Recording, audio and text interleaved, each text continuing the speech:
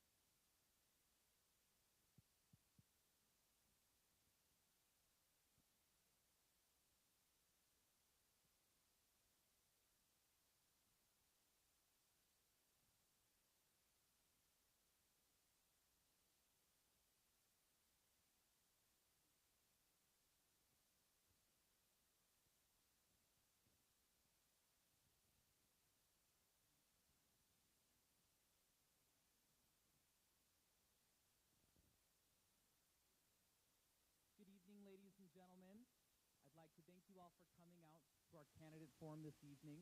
My name is Dylan Ray, and I'm a political science major here at CSI and the student body president. Before we begin, I would like to inform you guys some of our audience etiquette for this evening. We do ask that you don't clap, shout, holler, heckle, or any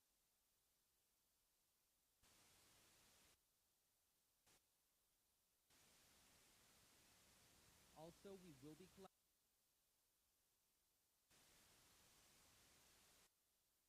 from the back table, right, and then one of the students will be around to pick those up. Before we get started, I'd like to introduce you to our moderator table. This is Dean Tiffany Seeley Case, our Dean of General and Transfer Education of the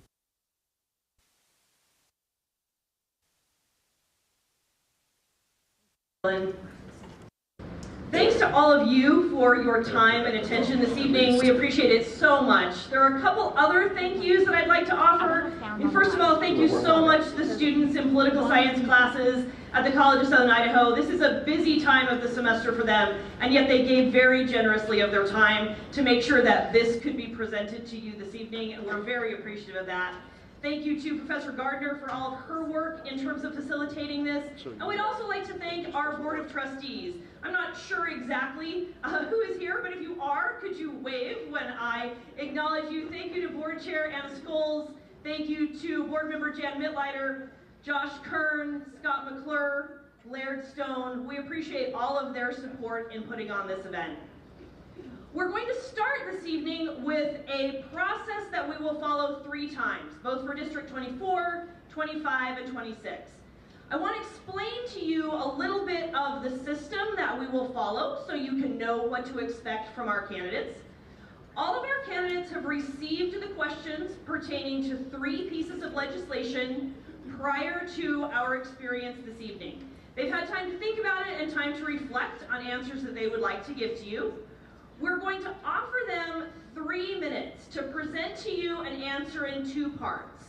First of all, they'll be telling you their interpretation of the purpose and the intent of the bill upon which they are speaking, and then they will tell you either how they voted on that bill or how they would have voted on that bill and explain their position in that respect. We'll go through that with 3 primary pieces of legislation to begin. And then if time allows, we will add additional pieces of legislation, and we will also be able to take questions from the audience. But again, I will say that that is only if time allows, and we do want to make sure that people have their full 3 minutes to be able to address all of the pieces of legislation. We will go in an order that is randomized, so each person will begin upon recognition by Professor Gardner with her just drawing a random number. The person whose number is drawn first will give the first answer, and then the candidates will just move subsequently down the row, and then we will start with the second piece of legislation. Again, if we have time, we'll add a fourth and a fifth, and questions from the audience. As Dylan mentioned, I will say that the questions from the audience, if we don't have time to deal with those orally this evening, we are going to present those to the candidates, and they will have the opportunity to provide written responses to those questions. Those questions and answers will then be hosted on a CSI website, and you will all have the opportunity to read those in written form. So we'll try to be as efficient as we possibly can this evening, moving through oral answers, but rest assured you'll be getting the written responses to those answers if we don't have time to get to them tonight. And speaking of time, it is incredibly important that we maintain a smooth transition from speaker to speaker and question to question. We would really appreciate it if you would refrain from clapping or providing any sort of response at the end of each candidate's question, just for time. We want to make sure that the candidates have as much time as they possibly can to get you an in-depth answer to the questions. So if we could hold our applause and response until the end, that would be incredibly helpful in an effort to get through as much content as we possibly can. I would also say that movement, and that is movement of hands, of arms, of bodies, of signs, any type of movement has the potential to disrupt and get in the way of the live stream. We are trying to make sure that this message can get to as large of an audience as possible, and so we would appreciate it if you didn't do anything that would get in the way of any of the cameras or the microphones that are attempting to capture the message of our candidates tonight. And I will say that our final thank you is just to all of you for giving of your time and your interest in a functioning democracy. It is so important that respectful, civil, reasoned discourse happens around all of these issues, and we're so grateful that you gave your time with us tonight to help advance those very important interests. And so with that, I would like to turn the time over to our candidates for 1-minute introductions. So they will give to you a 1-minute perspective of who they are and a quick introduction of what they would like to bring to the conversation tonight. They have a timer that is helping them stay on time, and that's behind you. They will know it, and they will wrap things up when time is starting to get to the end. And so with that, I'm going to let Professor Gardner draw our first number to begin.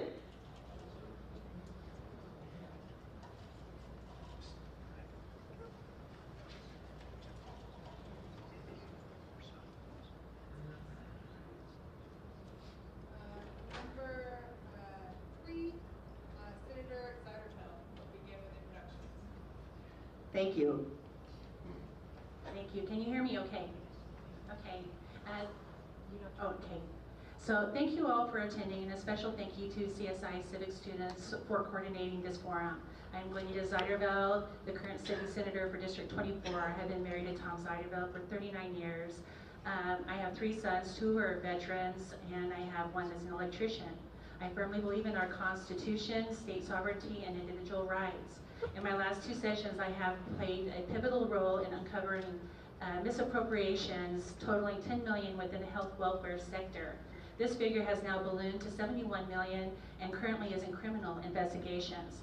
As your current senator, I understand the duty it is to serve the people, not the governor, agencies, or lobbyists. I firmly believe that those we elect should not turn a blind eye to corruption. I am committed to fighting against the expansion of government and unnecessary spending. Due to my unwavering dedication to you, I have been removed from my vice chair position as Health and Welfare Committee. I have become a target of deceitful advertisement funds by a PAC affiliated with the governor, Idaho Power, and global corporations. I have made sure you all have my phone number, so whenever you have questions about my actions. I make every decision prayerfully, seeking God's wisdom, what is best for all of us, and sometimes that decision is no. I would be blessed to serve you another term. Thank you. Next candidate. We'll just go straight down the line and then loop back around. Okay, thank you. So I'm Representative Chanel Dixon. I'm a conservative Republican from Kimberly, Idaho. I believe in local control, fiscal responsibility, low regulation, and efficient government with the lightest touch. I am a diligent, hardworking team player. My ability to listen, to communicate, and to collaborate with others has been an asset to our legislature and to our district. Idaho is in a great position right now. I look to work for District 24 and for Idaho to see us continue to prosper. Idaho is a top 10 state overall for overall freedom, economic freedom, regulatory policy freedom, gun rights, occupational health freedom, and occupational freedom. The Tax Foundation ranks Idaho as having the 3rd lowest property tax in the country. And we will see more property tax relief from our recent school facilities bill. Idaho is first or near first in just about every ranking of economic strength, budget stability, and good government. So we can stay on our positive path. I would encourage you to vote for me May 21st. Good evening. Thanks for showing. Thanks again for having us. My name's Clint Hostetler. I'm running for state representative here in District 24, Seat 8. I am a husband and a father. I am a small business owner, and I'm a Christian, and I'm a traditional conservative. There seems to be a lot of confusion on what conservative and Republican means these days, and when I tell people what I mean by traditional conservative, I mean I am for constitutional and individual liberties. I'm for family values. I'm for smaller government, lower taxes, and of course, free market principles. I believe if we get back to these essentials, then we can actually correct the path that our state is on, and we can unify the party again. We are political refugees out of California, and I mention that up front. We're not here to change the state. We're, in fact, here to protect Idaho. And unfortunately, the things I saw 20 plus years ago in California are happening here in Idaho, and that's what I'm here to stop. But I believe there is a lot of deception going on in our party and a lot of doublespeak, and I want to hold people accountable, and I want you to hold me accountable should you deem me electable, and I appreciate the opportunity. Hello. I'm, is that still on? Can you hear me? Okay. Closer. Okay, there. I am Jeff Faulkner. I'm from Gooding. I was born and raised in Gooding. I've lived there my whole life. I have my wife Janice with me. She's from Montana, but she has lived in Idaho and taught school in Idaho for the last 36 years, the last 30 in Gooding. I have a little bit about me. So for the last 40 years, I've been involved in agriculture in southern Idaho in one way or another. I was president of the Cattle Association. I'm a member of Rotary in Gooding. I'm a member of Elks in Gooding. I'm really involved with the Gooding Pro Rodeo. And that's the kind of the 1-minute version of me, who I am. I'm a conservative Republic, and I will work very hard, and I will be transparent. I really believe in transparency. So, thank you. I have to stand up. I don't know how these guys can sit. Thank you for the invitation to be here. I appreciate that. And thank you all for coming out this evening to listen to us and to weigh us in the balance, as it were. My name is Representative Steve Miller. My wife Cheryl is over here with me this evening. She's a Hagerman girl, and we're out and about doing our thing. I'm from Fairfield. We've farmed and ranched up there all of my life. My family came there in 1901 and homesteaded, and we've been there ever since.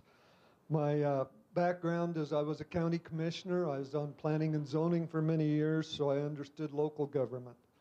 I have been in the House of Representatives for 8 years. I served 4 terms. All 8 years I served on JFAC, which is Joint Finance and Appropriations Committee, and had a wonderful experience there, a tremendous education. In the last 2 years, it has been my privilege to serve as vice chair.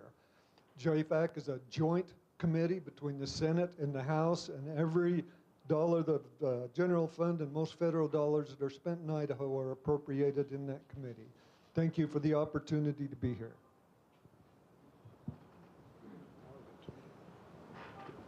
We'll move around to the front of the table. Hello? Okay, my name's Ed Easterling, Edward, and I'm actually from Texas originally, so I'm a transplant. My wife is a 4th generation person from here in Kimberly. She graduated from Kimberly High. I don't know where I really stand. I'm a Democrat that's running for the State Senate in District 24. I have real concerns about the direction that the state is headed in whenever we have lost 55 positions due to the passage of some legislation in the past legislature. So I would like to see, I don't think we can afford to lose doctors. And I'm looking to try and stop the legislation that is hurting the state. That's about it. Thank you. My name is Alex Cavall, and I'm running for the State Senate in District 24 because the Magic Valley needs a senator who fights for the valley's agriculture, water, education, and infrastructure needs. The Magic Valley needs a senator who can solve her problems while preserving her character and her values. I have spent more than a decade and a half advocating for Idahoans in our court system, saving homes and businesses from financial disaster. I craft solutions to problems daily, excuse me. Not only do I have the skills to represent you, but my values also match your own. We like to be left alone to pursue what makes us happy. You do you, I do me. We believe in limited government where local control is prized. We believe in maintaining law and order. We believe in fiscal responsibility, free markets, and personal responsibility. I offer you my hands to draft legislation that passes constitutional muster. I offer you my voice to advocate for you in the walls of the Capitol. Lastly, I offer you my knowledge to craft solutions for your hardest problems. On May 21st, I humbly ask for your vote. Thank you. Thank you to all of our candidates. We'd like to now turn to talking about our first issue this evening, which will surround House Bill 24. So our candidates, again, as a reminder, will have 3 minutes to talk to you about their belief as to the purpose and intent. It allows, as Chanel said, $8,000 scholarship or up to 80% of the tuition. I think the Workforce Development Council determines if careers qualify under this program, so not just anything will qualify. I think this is a great way to help students hit the ground running, get an education while they're working. I've always been a VOTEC fan. I think the career technical education program kind of takes that over, but like I say, I've always been a fan of VOTEC. And apprenticeships, you know, I realize that the money can't go to the employers, but it can go for apprenticeships like an electrician. It can go for the classroom instruction, the testing.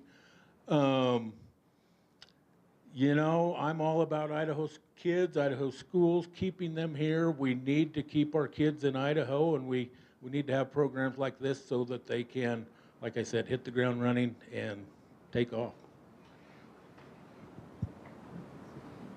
You left a lot of time. Yeah, I did. Talk about one. Thank you. I voted no, and then I voted yes. And I'm going to tell you why I voted no. This was originally presented as a trades bill, and by that I took that to mean kids that were going to be welders, you know, the electricians, apprenticeships, one-year certificates, associate's degrees, that kind of thing. I think the true value of this concept is to reach that group of kids in the senior class that typically don't go on, or if they go on, it's a minimal education, maybe just the job training. I think what we need to do with this concept is open the door for them and make it easy for them to go on. Now, the reason that in light of that, the reason that I voted no is there was no differentiation between a cosmetologist and an electrical engineer.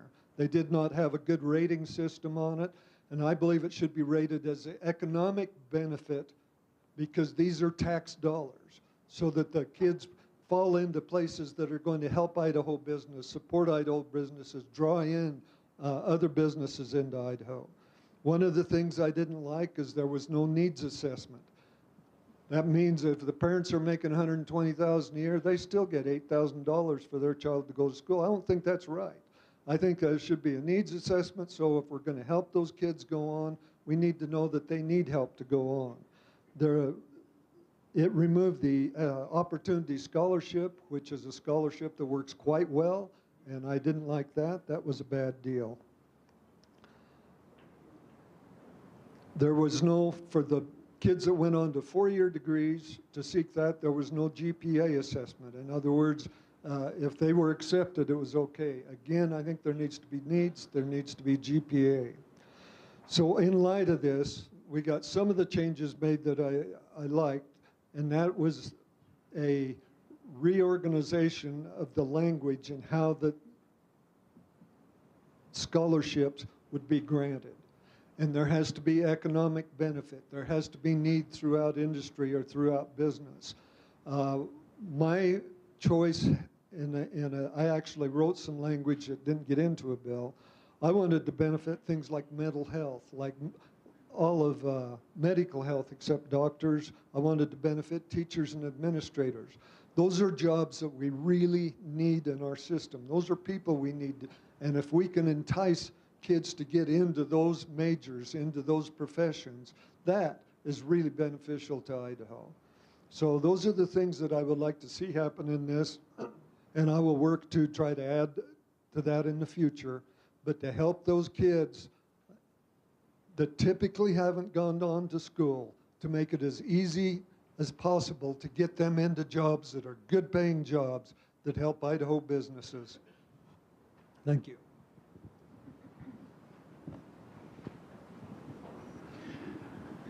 As everyone knows, Idaho has historically underfunded public education. Now you want to start a program and give thousands of dollars to train people when we're underfunding our high school. Right now, the fund for the launch program is $80 million a year. We have a much more need for our public schools than to start off on another program of education. I personally believe when you look at the Idaho Constitution that Article 9, Sections 1 and Section 9 prohibit this legislation. Article 9 is the education in Idaho. Section 1 says that we're to provide a free public education that covers services. Section 9 limits who that money goes to. It goes to children between the ages of 6 and 18. So we're talking about educating K through 12, not providing for post-secondary schooling. And that's what you're doing with this launch program, is that you're actually providing education for people after they graduate from high school. But since we are having a problem funding high schools, I mean, it doesn't make sense to me to start another program that's $80 million. You take it away from the public schools that need to have facilities maintained. You have facilities falling apart. We have districts that are small districts that don't receive the same type of money that the large districts receive. So I'm not in favor of the launch program because I think it violates the Constitution of the state of Idaho. If you look at Article 9, Sections 1 and Section 9.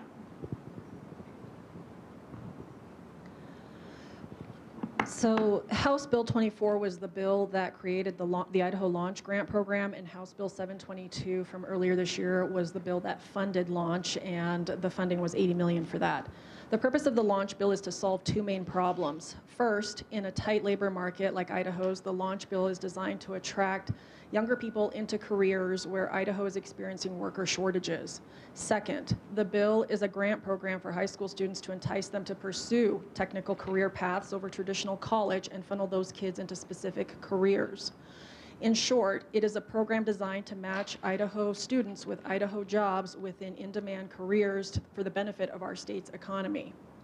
The launch program provides students with a one-time grant to have 80% of that tuition, of the tuition and fees at an eligible institution covered up to $8,000 to pursue a career path in one of the statutorily defined career areas. Since the creation of the launch program, 12,520 students have submitted applications as of last month, and specifically in District 24, we have had close to 600 applicants. The fields that have been selected are in the ag industry, transportation, construction. Those are the fields that that kids are seeking to pursue. The second part of that question, how would I vote? I would have voted in favor of House Bill 24 because we do have a tight labor market across various sectors in the state. Launch generates workers in the fields identified as in-demand careers, and the grants cover education in those careers only. The program is designed to increase the labor supply in a tight labor market. The program also helps our high school kids by giving them a pathway to gaining the skills that they need to get a job in Idaho, stay in Idaho, buy a home in Idaho, start a family in Idaho. I don't view the launch program as some have criticized it as either student loan forgiveness or compared it to that because students have to pursue an eligible career at an eligible institution that has been in order to receive the grant, the launch grant. Nor do I view launch as corporate welfare, which is another criticism that's been launched at it. It is not a subsidy for businesses because the skills developed with the grant money belong to the students, not the business. For those reasons, I would have supported or voted in favor of the launch program. Thank you. Age 24, I voted no. And these are the reasons why I voted no, because I believe a lot of this stuff needs to stay in the free market. And you know, the governor's launch program, the word launch really means something. That program is going to continue to grow. And for an example, you know, we think it's not going to, but once we start a program, it doesn't end. Look at our Medicaid expansion. That thing has grown to almost $4.9 billion is our health and welfare budget right now. So it's going to grow. So one of the things is this launch program is actually $102 million. We did appropriate about $85 million this year on House Bill 722, which I also voted against, and that's in two parts. And I voted for the original part. I didn't vote for the additional part of that bill. The committee that they're talking about, you need to know that this committee is appointed by the governor. And it is a lot of your large corporations that are actually going to benefit from this program. Okay, the other thing, it does go directly to the schools. And my question that I had asked numerous times is how are you going to guarantee that we're going to get that money if the student actually quits? And let's say the student does go on to do a job, how can you guarantee that that child's going to stay in Idaho when maybe they could get double the income in Wyoming?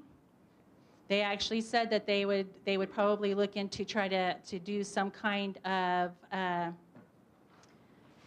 where they could go and attach their wages or do something like that. But there's no way that we could get that money back once you've given it. Let me tell you, we know what our workforce problem is motivation. Our generation is missing motivation.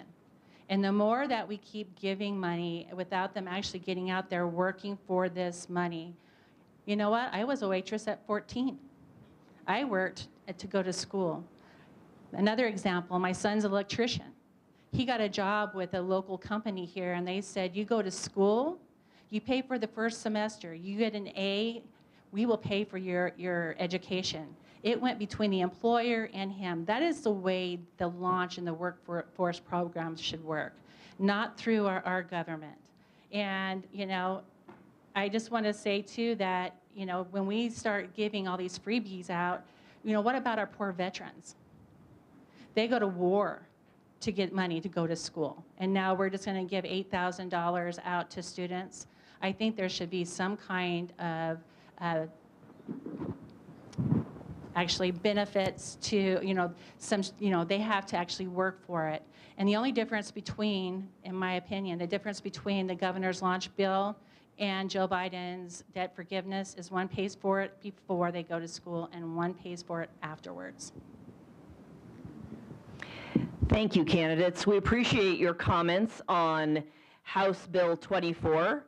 We are now going to move to our second topic of conversation this evening and ask our candidates to give the same responses regarding House Bill 710.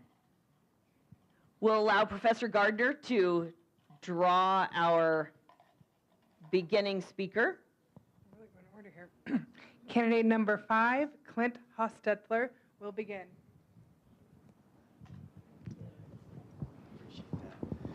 Thank you. I'm going to stand once again. I'm very animated in my speaking, so thank you so much. The intent of this bill, as far as I'm concerned, was to put in place age verification process that would ensure that government schools and community libraries take reasonable steps to protect our children from accessing obscene and harmful materials. Whether these materials are promoted or given or just stumbled upon, this bill allows for ramifications as well if these reasonable steps are not implemented. So I can easily say I would have voted absolutely yes on this bill. And to me, it didn't take much thought. And simply because I believe in common sense, in decency, in morality, and moreover, protecting our children. As a Christian conservative and a parent of a 9-year-old, I would have felt absolutely compelled to vote for protecting our children with this bill. Pornographic materials geared towards our children and cartoons have no place in our libraries, let alone at our taxpayer dollar expense. I hold dear the idea of my family, our families, my child, our children's innocence. I hold that dear. I believe these are gifts from God, and these things are priceless. They're the fabric and the future of our state and our communities. After looking at some of these materials, I was not only shocked, but I was embarrassed and appalled. Really quickly, has anyone familiar with these books? In the audience, raise your hands if you're familiar with these books and some of the images. Okay, if you're okay with those in our libraries at taxpayer dollar expense, will you keep your hand up, please? Okay. So you'll definitely be voting for my opponent. If you have not, I would implore you to look over at a book and research done by a great mom here named Karen Jensen. She has compiled all the books listed across the state in our public libraries and schools with pictures and excerpts from it. I implore you to read those books because knowing is half the battle. And honestly, it is, like I said, it is straight up pornographic materials. There is no excusing, rationalizing, or justifying it. And I won't even go into the taxpayer issue at the expense of buying and shelving and housing these books because the core of the issue is so egregious. And honestly, I think it's astounding, and I'm quite surprised and disheartened the fact that we actually would need a debate or discussion for this. And I say that from the bottom of my heart. And I believe that anyone that would come to the idea that we need to protect or push these materials on our innocent children and keep them within our reach, there's some issues here that I worry about. And so anyway, my point is, once again, no child should have access to these. And I'm just going to leave you with one more quote. I think this is a very common sense bill. Keep these away from our children, and age verification like cigarettes, like driving, like alcohol, like Playboy, any other pornographic material is beyond reasonable. I'll leave you with this quote, another quote. Thank you very much. The quote goes like this: "A child's innocence is the one gift that once stolen can never be replaced." Thank you. Yeah, so the way I understand this bill, it is to eliminate obscene or harmful materials from public schools and libraries. And I understand that. I absolutely agree that those things should not be in our libraries and should not be in our schools and available to minors. It just should not happen. And I don't think there's one person on this forum or here today that's going to think otherwise. I mean, we just wouldn't do that. My only concern is local control. I think we have school boards, I think we have superintendents, I think we have teachers, I think we have city councils, I think we have librarians that already have measures in place that deal with these things and make these things that not available to these minors. And without knowing, I wasn't there in the legislature this year, so without knowing how passing this law would affect what's already in place and affect those local people doing what they're doing, I honestly don't know how I would have voted on this. I wasn't there for the debate. I wasn't there for discussion. I think that's why we send legislatures to Boise, is so that they can be involved in all of those things and weigh all the options and be informed. And again, I wasn't there. I don't want these things in libraries and classrooms. I can say that, but I'm not 100% sure how I would have voted without being there. So. Thank you. Well, I was there and thought about it quite a bit.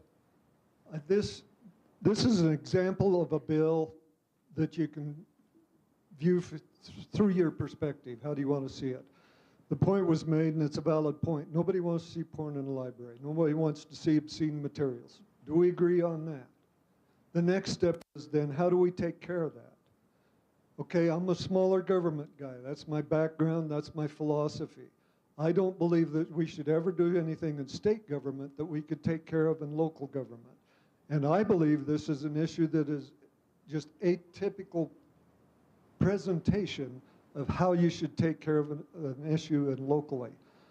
Whether you're talking a school board with their library, or you're talking about a public library with that board there, the first thing that needs to occur as a result of this discussion, and was already in place, was policy for library and how they would handle complaints. We talked to virtually every librarian and or board member in all of the Magic Valley in the last year and a half, and there isn't a library that doesn't have a policy. There were, I believe at the Twin Falls Library, maybe 5 books that were challenged, and they dealt with them. So what I'm saying is, I don't believe there is a problem that will occur here that can't be resolved within the library structure.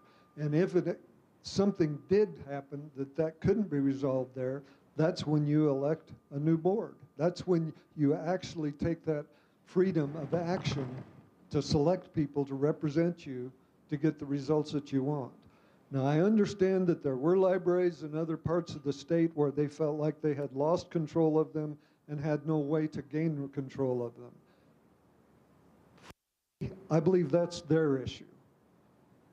In all of the things that we looked at in the Magic Valley, all the libraries that we stopped in, all of the things that they were doing there to take control of the situation or to respond to a situation that had never taken place in many of those libraries. They have the policy in place, their boards are aware of what's going on, and I would say if you've run into a situation you can't resolve, I invite you to give me a call and I'll go with you and let's go talk to them. Let's figure out how to do it. Because I'm just confident you're not going to run into a library in this area where that's going to be an issue. Probably one of the biggest things is the cause of action that I don't like about it. I'm okay with a penalty if they wanted to do something like that, but introducing a cause of action, the potential lawsuit that would evolve from that, the potential insurance problems that would be associated with that, was just a step too far for me. Thank you.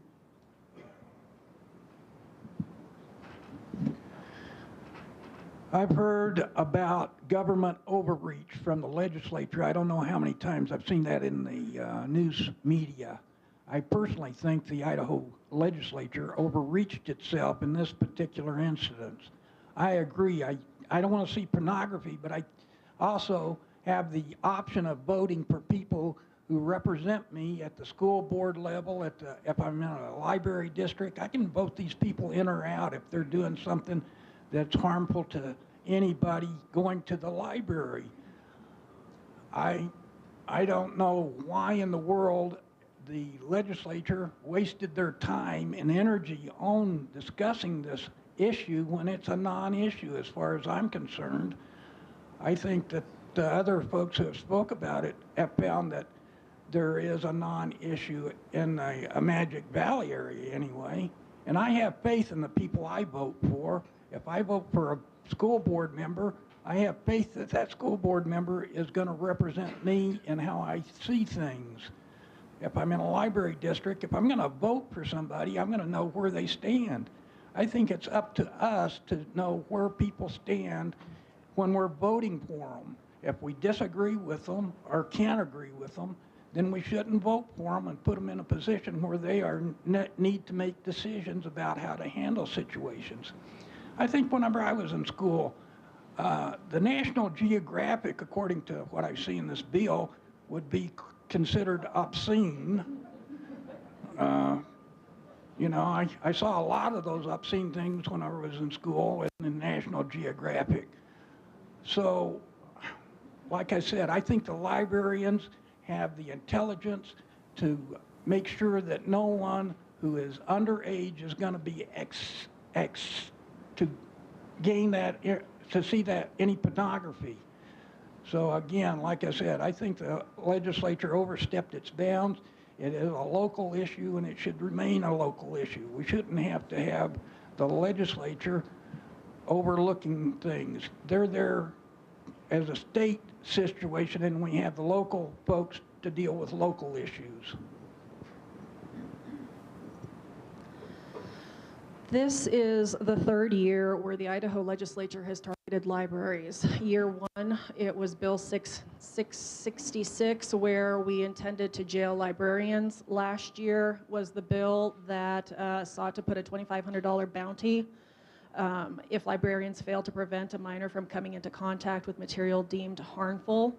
In last year's bill, the sponsor of that bill was Blaine Kazati, who publicly stated that his goal was to make insurance companies the ultimate arbiter of what books belong in school libraries. That is offensive to anyone who loves the Constitution and the First Amendment. House Bill 710 is a watered-down version of 314 from last year. This year's bill is actually a hybrid of various bills that have floated through the state legislature this year. I asked the governor to veto this bill like I asked him to veto the other library bills. That should probably tell you how I would vote on this bill. I would vote against it. First, because pornography as defined by the Supreme Court does not exist in public libraries in Idaho. Cell phones that you're all carrying are the gateway to pornography for children, not books. Second, the bill creates a criminal section or a criminal statute, or creates a new section in the criminal section of the Idaho Code, and it uses a private cause of action to enforce compliance rather than local prosecutors. The effect of that is that it turns you and your neighbors into little sheriffs.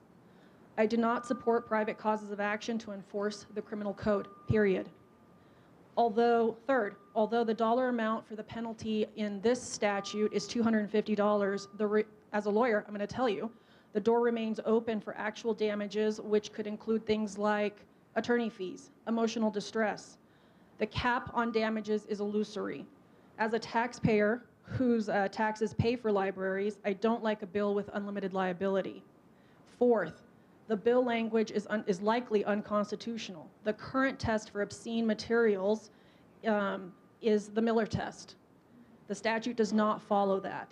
The term harmful to minors in the statute is not clearly defined and will cross over into content censorship. Lastly, if the books in libraries are indeed a problem, then the solution is to run for your local library board and change the policy regarding book selection. Additionally, this bill represents a situation where personal responsibility should reign supreme. Parents should supervise their children because librarians are not nannies. Thank you. Thank you. I voted yes. This is actually an age verification bill, so it's no different than when a child tries to go and buy beer. They have to show age. They have to show age to rent out these books. And I'm telling you what, if there's more books that don't fit in a file cabinet, we have bigger problems. I'm telling you, if I don't see one of these books again, I will be super happy about that. These books are harmful to children. I will 100% protect our children. And I have to also say that what better local control than it is parent control. Okay, it is only a $250 fine. They have 60 days to look at the book. The books I've seen, you can open it up right away and tell that it needs to go in a locked facility and have them show age. The other issue that they're talking about, the definitions of here. I have the bill with me, and you're welcome to come over to my table, and I'll show you the bill and the definitions. It's very descriptive in that. I'll just read one of them.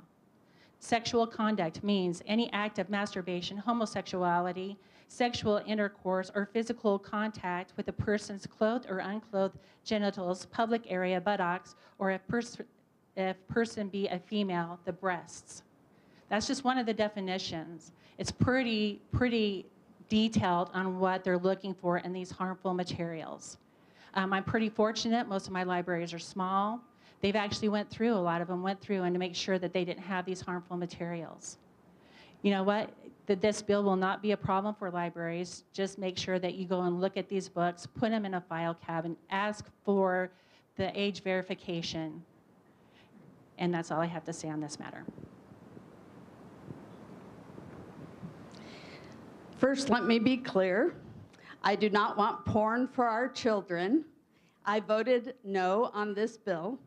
I don't believe anyone wants porn for our children. And as defined by law, we do not have porn in our libraries. I've spoken to our librarians. As Representative Miller said, we spoke with just about every librarian in our district. They have a good handle on what meets our community standards. We visited with public librarians, we visited with school librarians, we visited with superintendents, we visited with parents. This is a local control issue. And while the bill does have a description that was just read to you, it also says, or anything harmful to minors. And who decides what that includes? I think this is a local control issue. The bill interfered with local control, as has been mentioned. We have elected library boards who we entrust to oversee our libraries. We have school boards who oversee the libraries in our schools. And if there is an issue with what is on those shelves, our trustees can and do handle this issue. I also do not support efforts to put into law that someone can sue their library.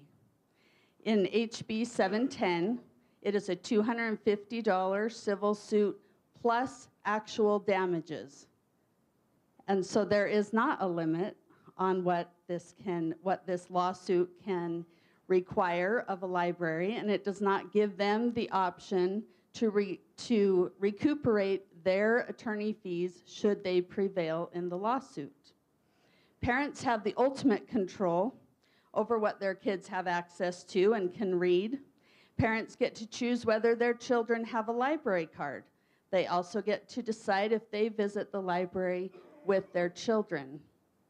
One of the school districts in our legislative district instituted a policy last fall where parents during registration they had to sign up for the access that their children could have in the school library.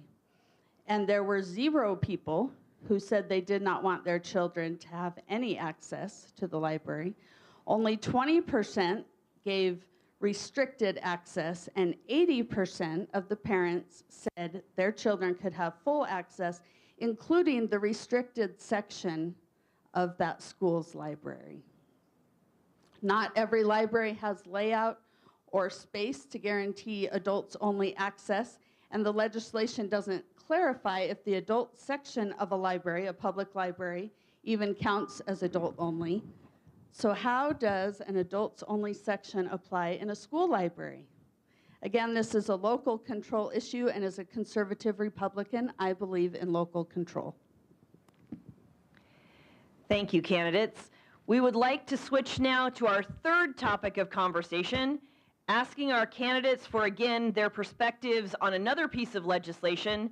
This time we'll direct our attention to Senate Bill 1445, and we'll ask Professor Gardner to draw our first speaker.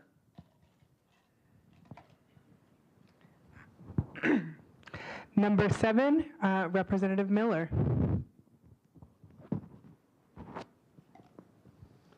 Thank you. Interestingly enough, this is the one I know the least amount about. This got debated in the Senate, I think, fairly extensively. In the House, there was no discussion. We had some discussion in JFAC in terms of the motion that came out there. Some of the things that were discussed is the actual need of this. This is a summer lunch program that was funded $545,000 general fund money, $545,300 technically federal. So it was a 50-50 match.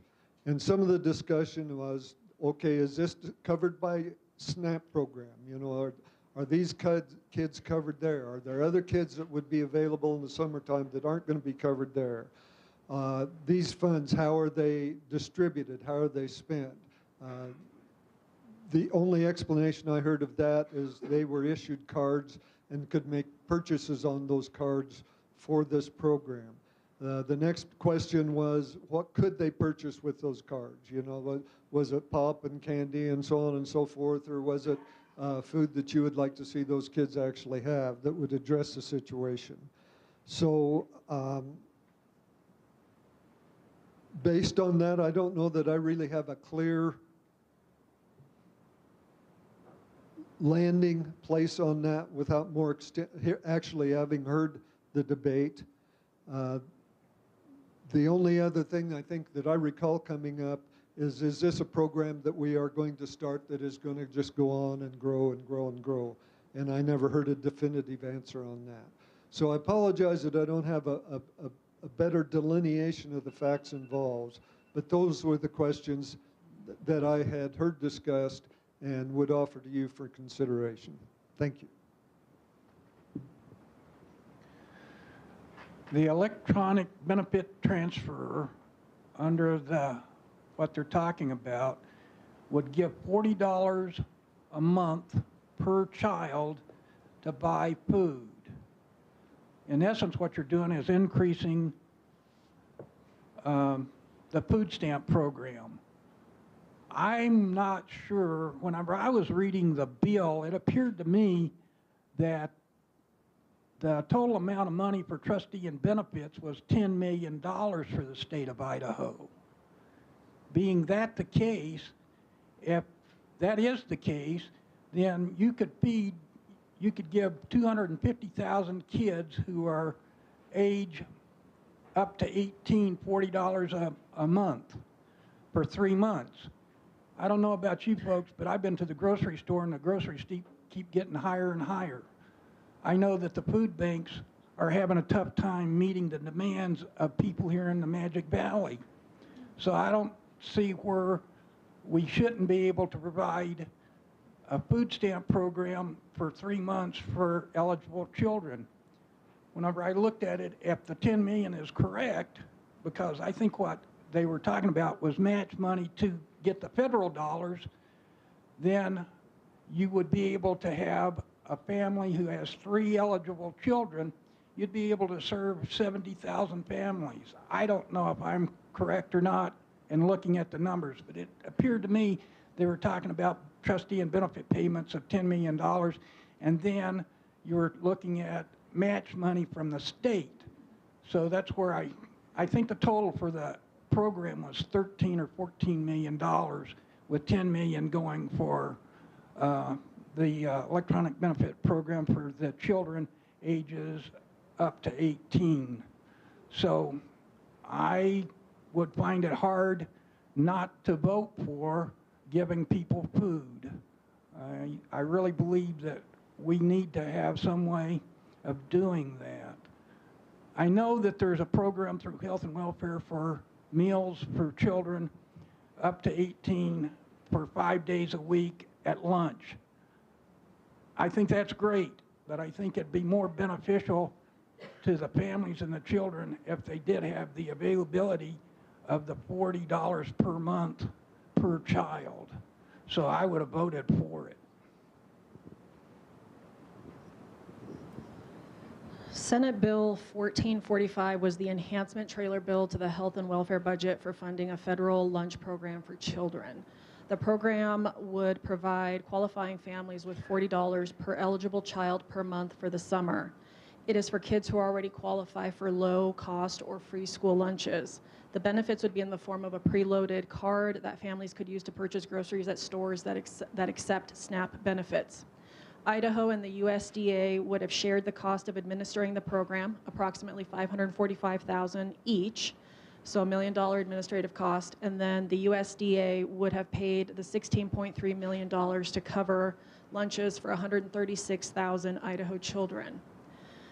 Abraham Lincoln once explained that the legitimate object of government is to do for the people what needs to be done, but which they cannot, by individual effort, do at all or do so well for themselves. I think Senate Bill 1445 meets Lincoln's criteria, and I would have voted in favor of the bill.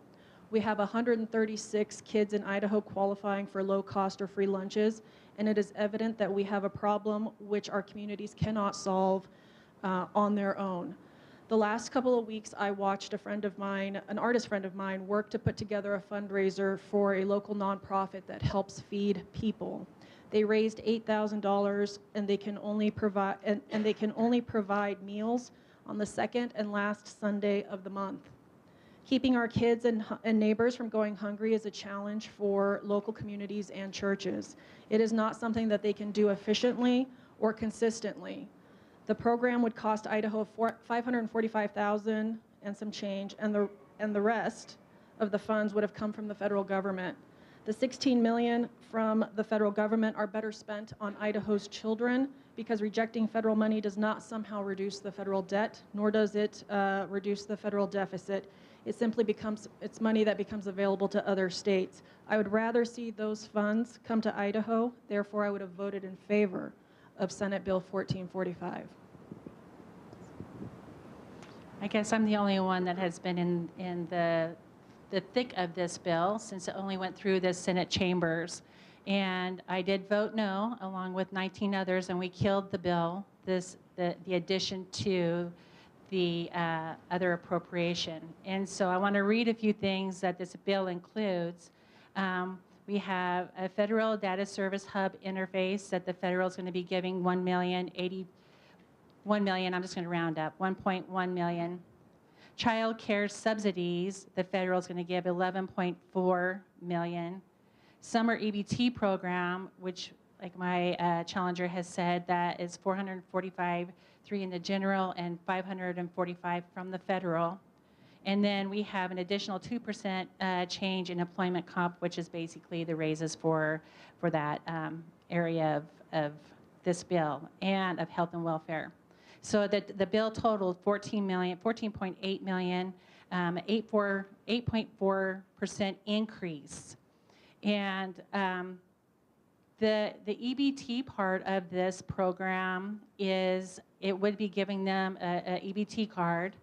And part of the debate that we were having and the discussion that we were having on this bill is, it was actually when 25% of the children qualify into school, then all of the children qualify, even if they don't need this money.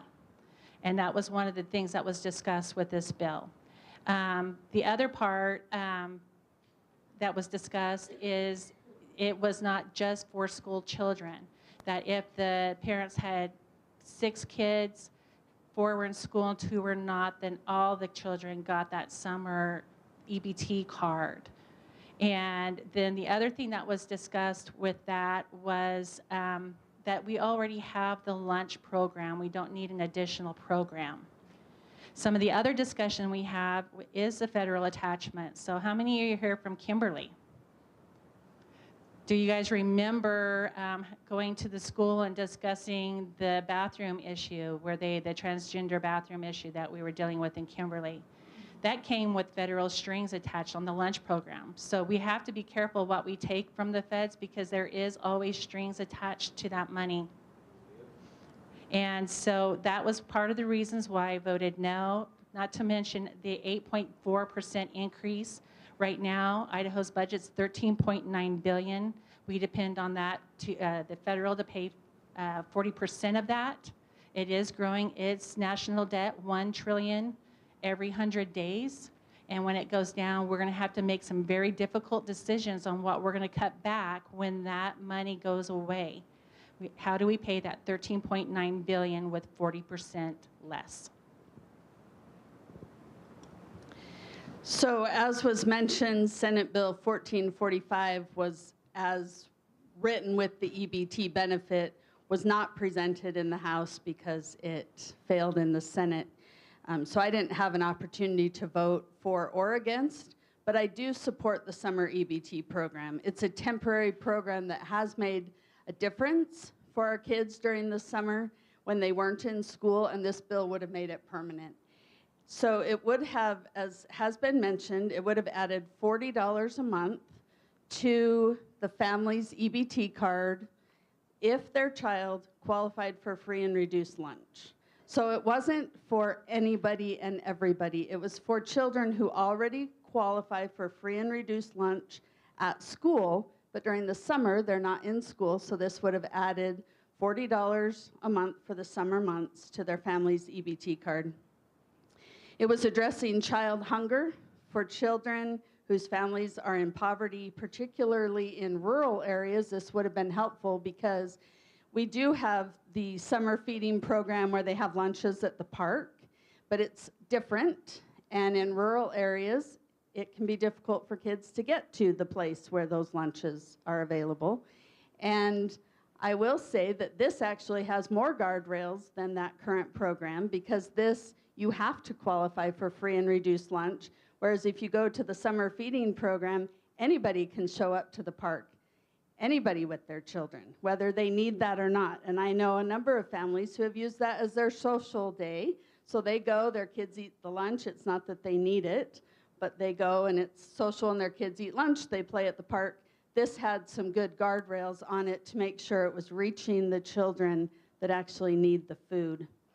It was also misinformation in the Senate debate that everyone would have been able to get this if 25% of the school qualified for free and reduced lunch.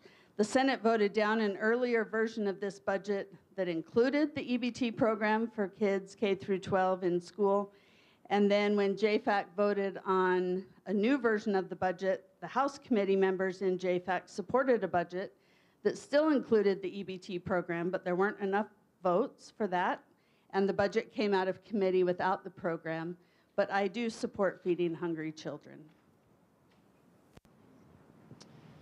Thank you. Yes, as you heard from others before, the intent absolutely is to add to the budget for the health and welfare in regards to a variety of services and programs, including the Federal Data Service Hub interface, child care subsidies, summer EBT program, and raises for the employees. Of course, as a conservative, once again, fiscal conservative, traditional Republican conservative, this would be a hard no vote for me. And one thing I think it's always important to remember is what I talked about earlier on today, is that there is so much deception in what we hear. And a lot of the deception is emotional deception. So I just want us to keep that in mind. A lot of it is emotional deception. But once again, this rolls back to the important questions here. Why? What is the role of our government, right? And we have to also address the fiscal irresponsibility of the bill. In regard to the role of our government, do we have a government that is of, by, and for the people, or are we becoming a people that is of, by, and for our government? Programs like these continue to erode family security, independence, and self-reliance. I could go on about the moral and societal effects of programs like these, but for the sake of time, I won't. Fiscally, out of the $14.8 million being appropriated, 13.6 is federal. Out of that almost 15 million, 13.6 is federal. That's a huge red flag for me. As we just talked about, as our Senator Zeiderveld talked about, and some of you may know, we are now we're $35 trillion in debt at the federal level. That's concerning to me. So we're essentially talking about taking monopoly money with strings attached. She talked about the bathroom bill in Kimberly. We are working with play money with strings attached for the future of us as Idahoans, right? So at best, I see it fiscally unsound, and it goes against, once again, our Idaho GOP platform in several ways, and it is a huge overreach of government. When talking just about the summer EBT program alone, Senator Zijderveld was correct. We are borrowing federal funds from a program that was meant to be a temporary pandemic program where those year-round lunch school money was issued to parents via the EBT cards, right? Is the nature of this bill and program nefarious in nature? And I just have to ask these questions. I have the luxury to ask these as a challenger, right?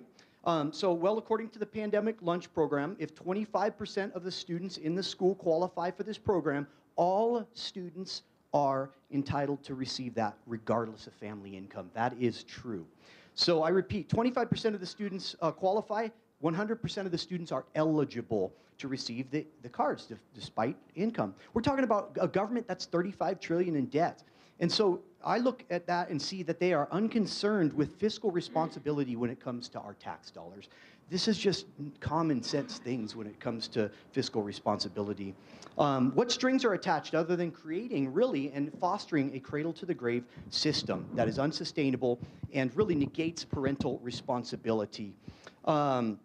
Really quickly, we have other programs in place, SNAP, WIC, other programs in our state, not to mention community food banks, church food pantries. If these programs aren't sufficient, we need to address the inadequacies in those existing programs first, I would say. Am I wrong here? If we truly believe, as the GOP platform states, that state and federal social and fiscal programs should reinforce parental responsibility and authority, that alone discounts Please bring your comments to an end. As Republicans to be all against programs like this and any other. So, Steve, I'm probably not going to need the full 3 minutes here either. The Senate Bill 1445, everybody has said what was in it, how it is a combination of state and federal funds. It's EBT, it's $40 per child who is already qualified for free and reduced. I think a big part of it was for kids in rural areas who can't get to the park. That doesn't mean they don't need lunch. I just don't agree with that. I think there's probably also some city kids that have trouble getting to the park too, and that might not be somewhere where they want to eat every day.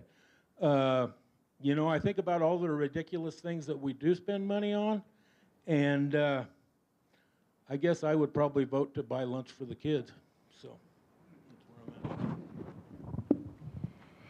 Thank you so much. We have reached the end of our allotted time for District 24 and would like to welcome you to give them a big round of applause.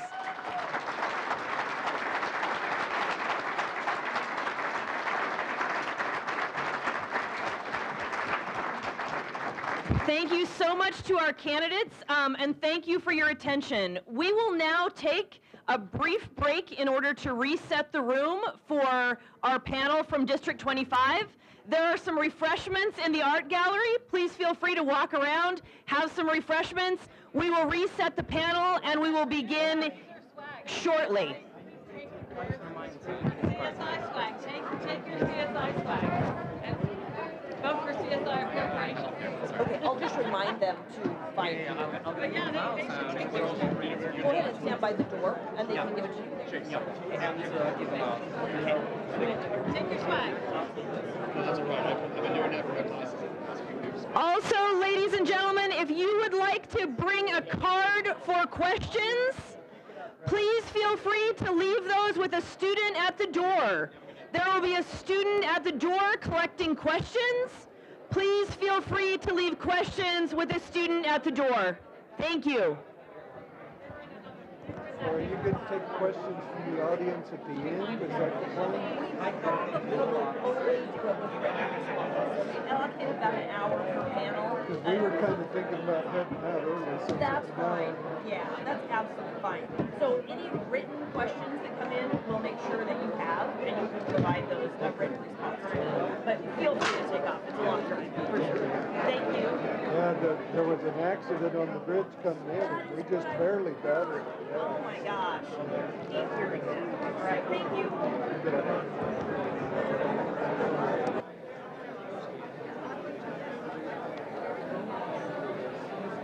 to see you. Are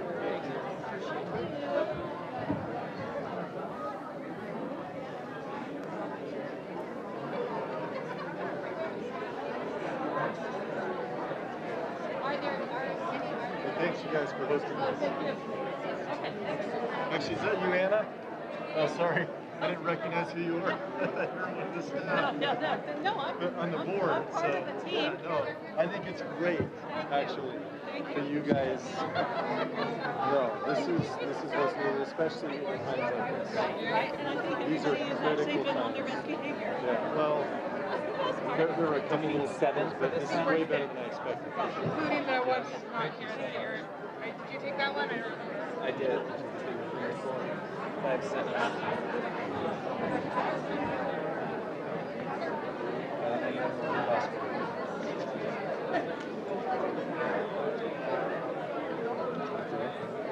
Sorry, I'm still pushing you No, down. I actually wanted to thank you for putting this together. Of course, thank you so much. I'm the one that emailed you to make sure that I could get in without a ticket. I've got a lot of email recently.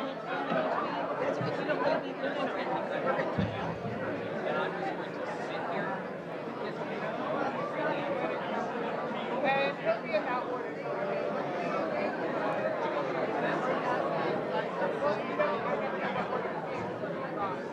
So I'll just call out the start student.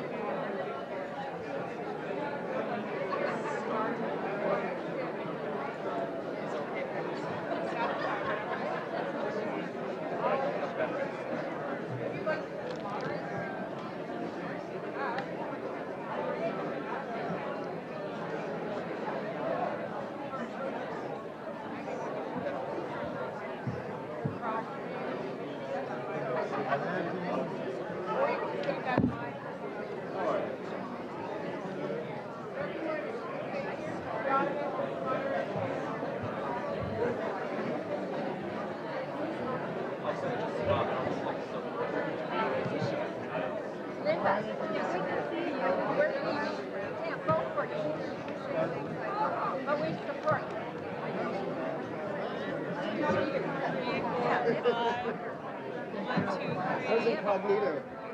Do you think it's acceptable if I sit there and read for him? Yeah, because we've got this spot. Yeah, but read fast because people want to. You know what? We can. Let's move. Can we move you guys down a little bit so we have 3 and 3 because they are jammed. And you guys have plenty of room. So yeah, if you can just kind of scoot down a little bit, get you some fresh water. That is right. Yep. Because there were 7 and now there's 6.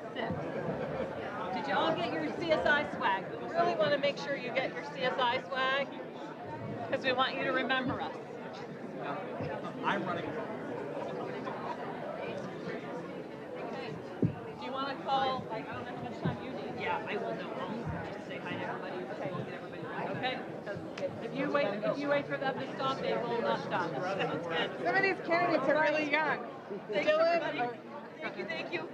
Just a quick reminder on the microphones that they do have to be pretty close to your mouth so they can get to the live stream. I don't know if we want to consider this, but someone from the audience hearing feedback, I turned the thumbs up a little bit too, and they suggested everyone turn them off except the person speaking. I feel like that's going to be too complicated. Yeah, maybe. I don't think that the feedback was so disruptive. Right. I should have said this to the first group, but these are gifts to you, so take them with you. Yes. Very good. Good to see you up here. Right. Okay. And you maybe surmise, but Dylan will be subbing in for one of our candidates who submitted a written response. Hello there. So it's good to see you again. Okay. We'll make that clear to the audience. I'm busy, I'm tired, but I'm here. I did. I watched him jump off the bridge. So one of my customers today, he was a Vietnam War vet, triple Purple Heart recipient with the Silver Star. So I gave him everything he asked for today. Yeah, so. Have you met the gentleman that does the tandem jumps off the bridge? They're all my friends. I'm out there every single day. I'm there. Yeah, I know most of them. You're talking about Sean.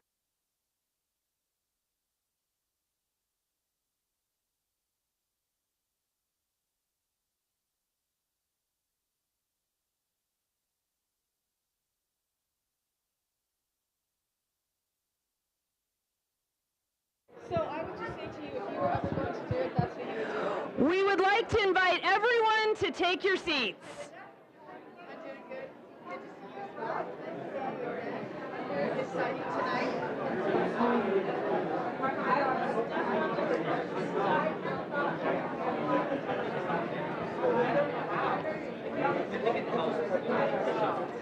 Please return to your seats. We'd love to hear from District 25.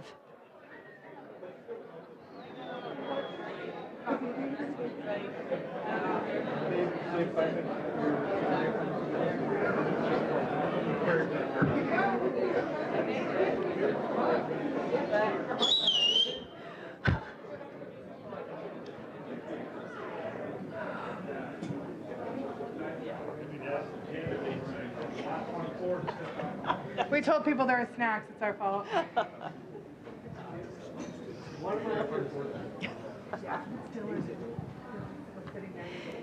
Thank you so much for remaining with us to have a continued conversation on these very important pieces of legislation. We are thrilled to be able to invite to our conversation today our delegation from, excuse me, from District 25. We are thrilled that they are able to join us today and offer their perspectives on the same pieces of legislation that District 24 talked to us about earlier. We will be following the same format, allowing the candidates to provide a brief introduction and then returning to a conversation about the same three bills. Again, offering the candidates time to offer their perspective on the purpose and intent of the bill, as well as how they either did or would vote on that particular piece of legislation. Again, we'd like to thank you for your attention and your ability to limit your applause and response until the end. The candidates appreciate that as well, in order to give them as much time as possible in order to give them their opinions on the matter. So we are now going to turn our attention to the candidates. They are going to give us a brief introduction, and I would like to point out and offer your thanks to our student, Dylan Ray, who is joining us in place of one of the candidates reading written responses. So Dylan will provide you with the written responses provided by a candidate who was unable to join us this evening. So with this, we will begin with introductions, and we will allow Professor Gardner to draw our first speaker. Thank you so much. I'll just add that we gave the opportunity to all candidates that couldn't attend to submit written responses. So we do have one in the next panel as well that will have a student reading. All right, I should have brought my D8 dice, but I forgot, so. Number 6. So Representative Lanting will begin with introductions. Yes, I'm Greg Lanting, your current representative from, oops, excuse me. I'm using my teacher voice. Is it on? Yes. Yes, I'm Greg Lanting, your current representative from District 25, Seat B. Thank you to CSI for providing us with this forum, and thank you for everyone for being here. It's a nice crowd, and I appreciate that. Quickly about myself, I grew up on a farm/ranch in the Hollister area. I think that's where I got my work ethic. You grow up on a farm, you either have a work ethic or you're not on the farm very long. Got out of high school, I spent 10 years in the Guards, just 1 year of it of active duty, but then spent the rest, finished up with 10 years, attended CSI, U of I, College of Idaho for all my different degrees. Spent 33 years, 16 as a teacher and 17 as a principal. Here in the Filer schools, almost all of it at Filer Middle School. Always lived in Twin Falls, but I commuted to Filer.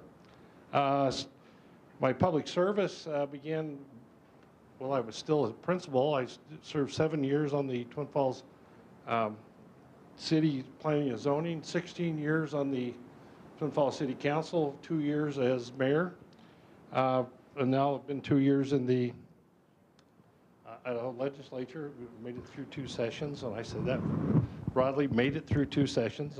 They are a grind, and we spend a lot of time. Hey, people are telling me I need to get closer. All right, hopefully everybody can hear me.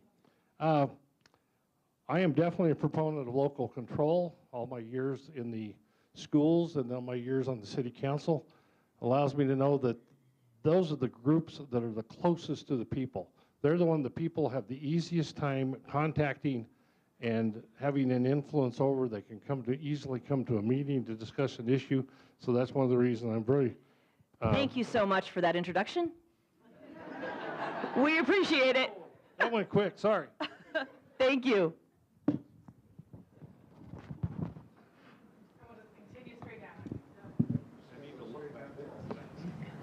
Yes. Or if you want to loop. Perfect. Maybe not. Can you hear me now? All right, my name's Josh Cole. I'm running for state senate right here in Twin Falls. I was born and raised in Idaho, and I love this state. It's all I've ever known, all I've ever lived here. I paid my way through college by working as a wildland firefighter. I got to travel the state, protecting forests, protecting communities, and I saw Idahoans perform their best at the worst of times. I saw acts of courage, dignity, honor, and charity in the worst of times, and it's always inspired me, and it's something I want to help preserve and protect in the future. I graduated from the University of Idaho with a degree in engineering, and I've been an engineer in Twin Falls ever since, helping out in the agricultural and dairy processing industries throughout the Magic Valley. I'm running because I want to provide conservative solutions to Twin Falls. Thank you. Good evening. I'm Linda Wright-Hartkin. I am the senator currently for District 25. My background is agriculture. I was once the elected clerk of Twin Falls County. I then served 23 years as the district trial court administrator for the 5th Judicial District. I am a conservative. I served 4 years in the House of Representatives, 2 years in the Senate. I am currently chairwoman of the Agriculture Affairs Committee. I serve on Commerce Human Resource Committee and Judiciary and Rules Committee. I have lived in Twin Falls County my entire life. I am a widow with a blended family of 5 children, grandmother to 6 granddaughters, and 2 greats. Our top resources are our children and our water. I aim to protect them both. Our budget is balanced and our state is in great shape. I am pro-life, education, and business. I back the blue and first responders. I am pro-Second Amendment. I support parental rights, local control, and our medical community. I am asking for your support once again as a common sense candidate who listens. Good evening. My name is Lane Starton, and I'm running for the House of Representatives, District 25, Seat A, based in the city of Twin Falls. I am an alumnus of Twin Falls High School, the College of Southern Idaho, and Idaho State University. I currently live in downtown Twin Falls. Unfortunately, my job as lead field service technician for a major medical company has me working out of the state tonight.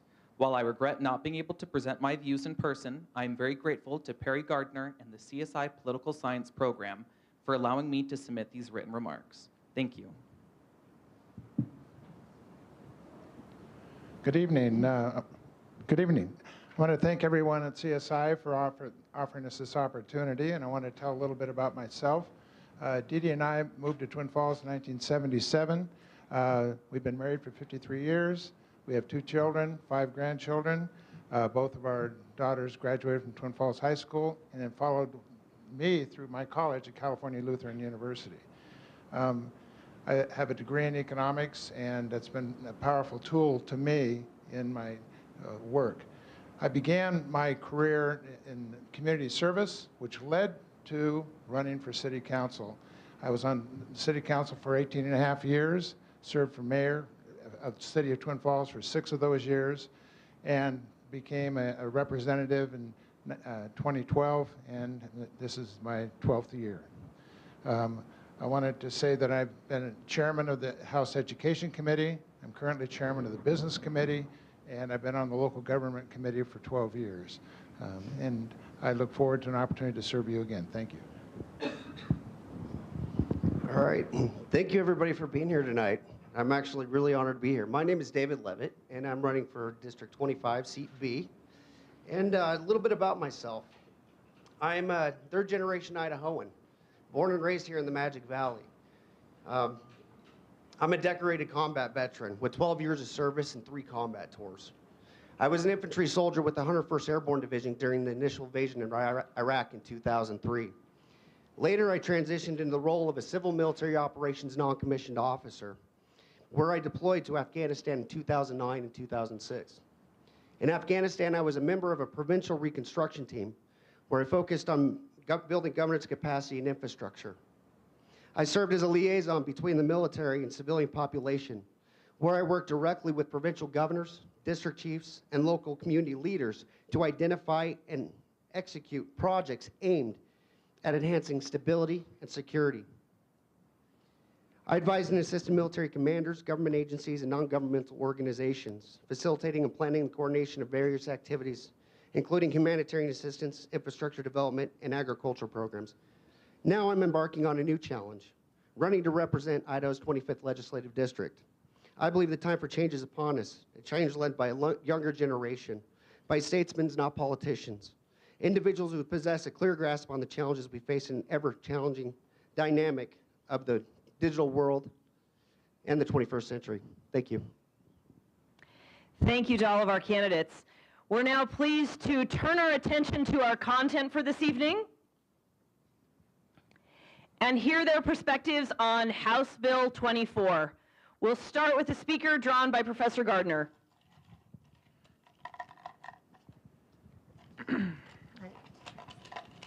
Sorry, I left 7 in there from last time.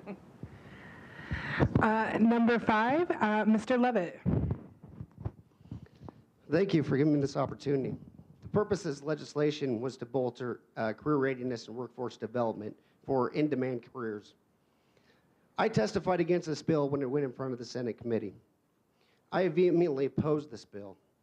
In my opinion, this bill represents a wealth distribution, callously taking away from one group to give to another without earning it. If the industries who pushed this bill through genuinely valued their workforce, they would reinvest in their industries by providing grants and scholarships to attract talent and accept the liabilities associated with providing these scholarships and grants, rather than relying on taxpayer-funded handouts. This is how the free market is supposed to function.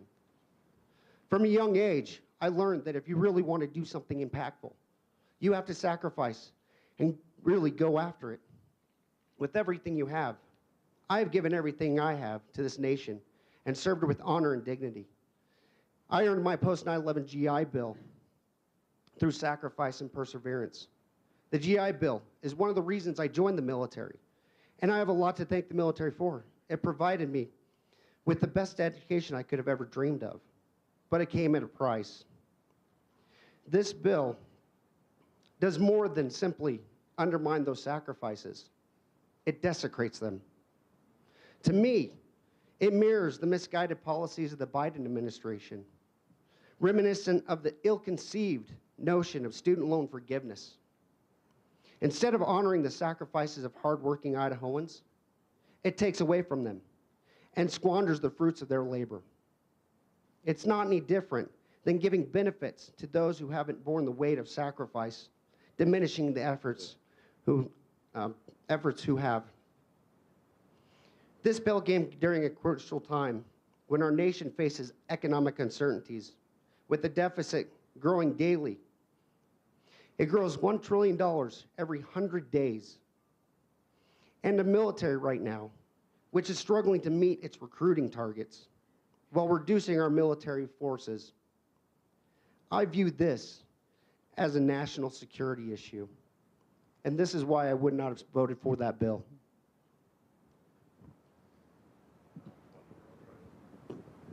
Is it on? Yes, it is. All right.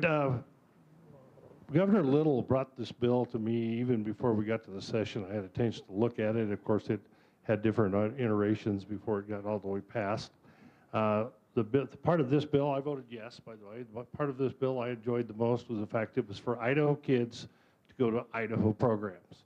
And that exponentially increases the chance that they will stay in Idaho. That was the whole purpose of the thing. Chanel Dixon and Representative Dixon in the last group talked about all of the unfilled, that you need to be trained positions in the state of Idaho. That is dragging our economy down. Imagine where our economy is, unbelievable as it is, but imagine where it would be if we had enough people to fill these positions, because everybody who's been through any kind of an econ class knows that productivity is something you have to have. And if you have unfilled positions, then you're dragging down your business, you're making it less successful. I also like the fact that these are going to allow these students to get better paying jobs, give them a better standard of living, and I think this is, to me, this is pure Reaganomics. I'm a Reagan Republican, always have been. And this is pure economics. You get these people trained, they're going to have better jobs, they're going to be able to pay in to the tax system, and their companies will be able to be more profitable. And just one of those things where we need to make sure, I'd like to correct a few things, make sure they're doing. This particular bill has nothing to do with the federal deficit. Idaho's budget is balanced.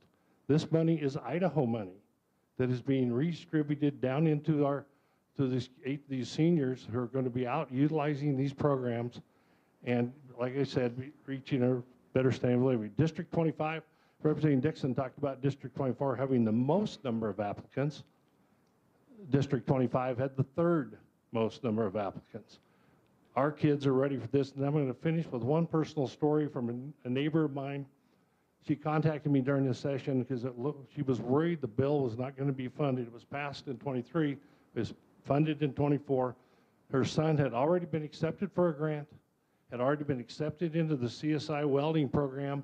He already had interest in welding and had found a part-time job so he could get some skills there as well. And it was something that was going to be monumental to her family. A single mother with a son who wanted to become a welder, and this is a way to pay for it that she didn't have any other way to pay for it. And between it and the CSI grants that she'll get from the CSI Foundation, they were going to be able to think. And then the other part that Representative Dixon mentioned, if you don't stay in the career you choose to go into, you're required to pay the money back. Thank you.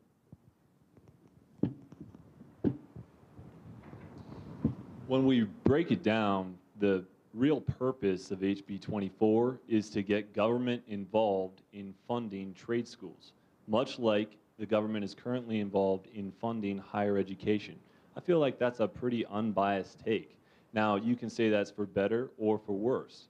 I think it's for worse, because what happened in the case of higher education is now higher education is very unaffordable for average Idahoans.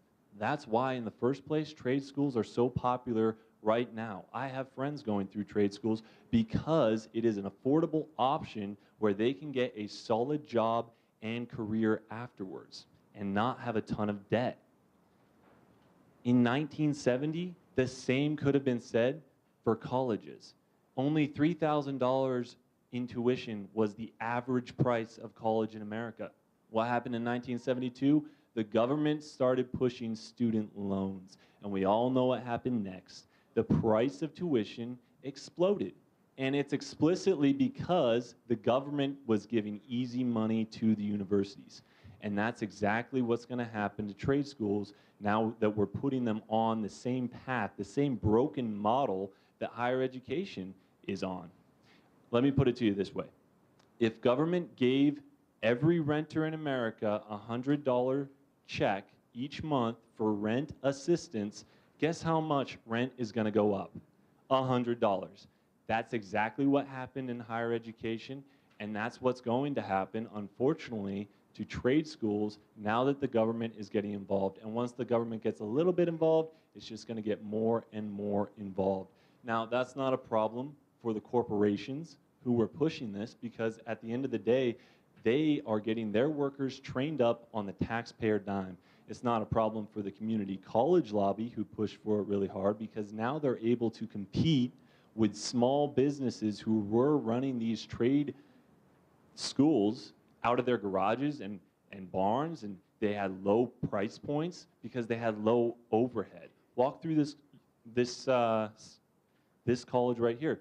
It has a pretty high overhead. Great lawns, but a higher overhead than a guy teaching a welding shop in his garage. So now, with the government money that CSI, for example, will be able to get through this program, they're able to compete with those smaller businesses who were being very effective at running the trade school industry.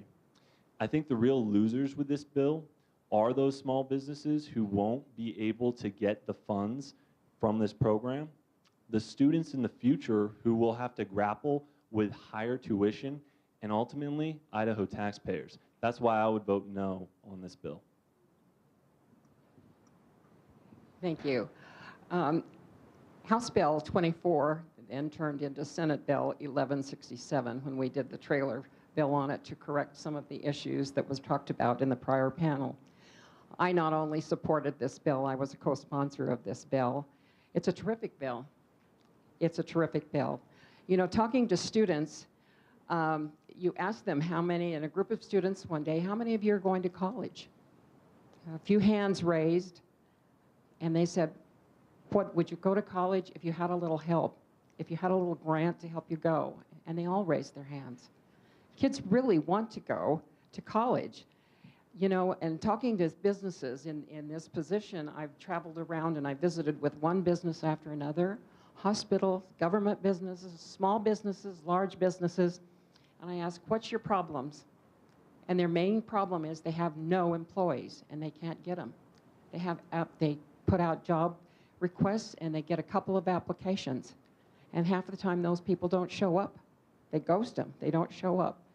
And so when this was presented, I thought, what a great opportunity for our young people in the state. And it just doesn't go to just anybody. You really have to have requirements. You have to have a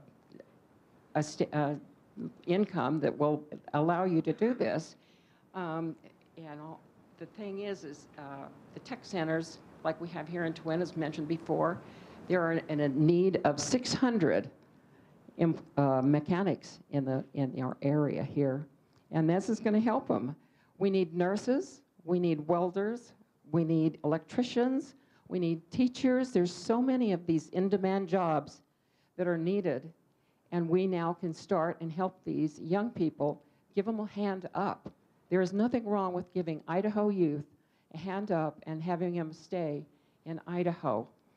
And you know, it benefits everyone. I don't think it disadvantages the small businesses. The small businesses were there pushing for this in the legislature. It wasn't the big corporates that were pushing it. It was the small businesses, the medium businesses. Everyone was pushing this. This is good for Idaho and good for our children, and I was a yes vote. Candidate Lane Starton wrote, past the K-12 level, it is time to move away from a college-only emphasis in both the public and private sector. Doing so is not only beneficial for our younger citizens. Indeed, the so-called Gen Zs are entering the trades in increasing numbers. As the workforce becomes more diverse and nuanced, our approach to adult education needs to follow suit. The Idaho Launch Program seeks to do exactly that. In the legislature, I would have voted yes, and I applaud those here tonight who did vote yes.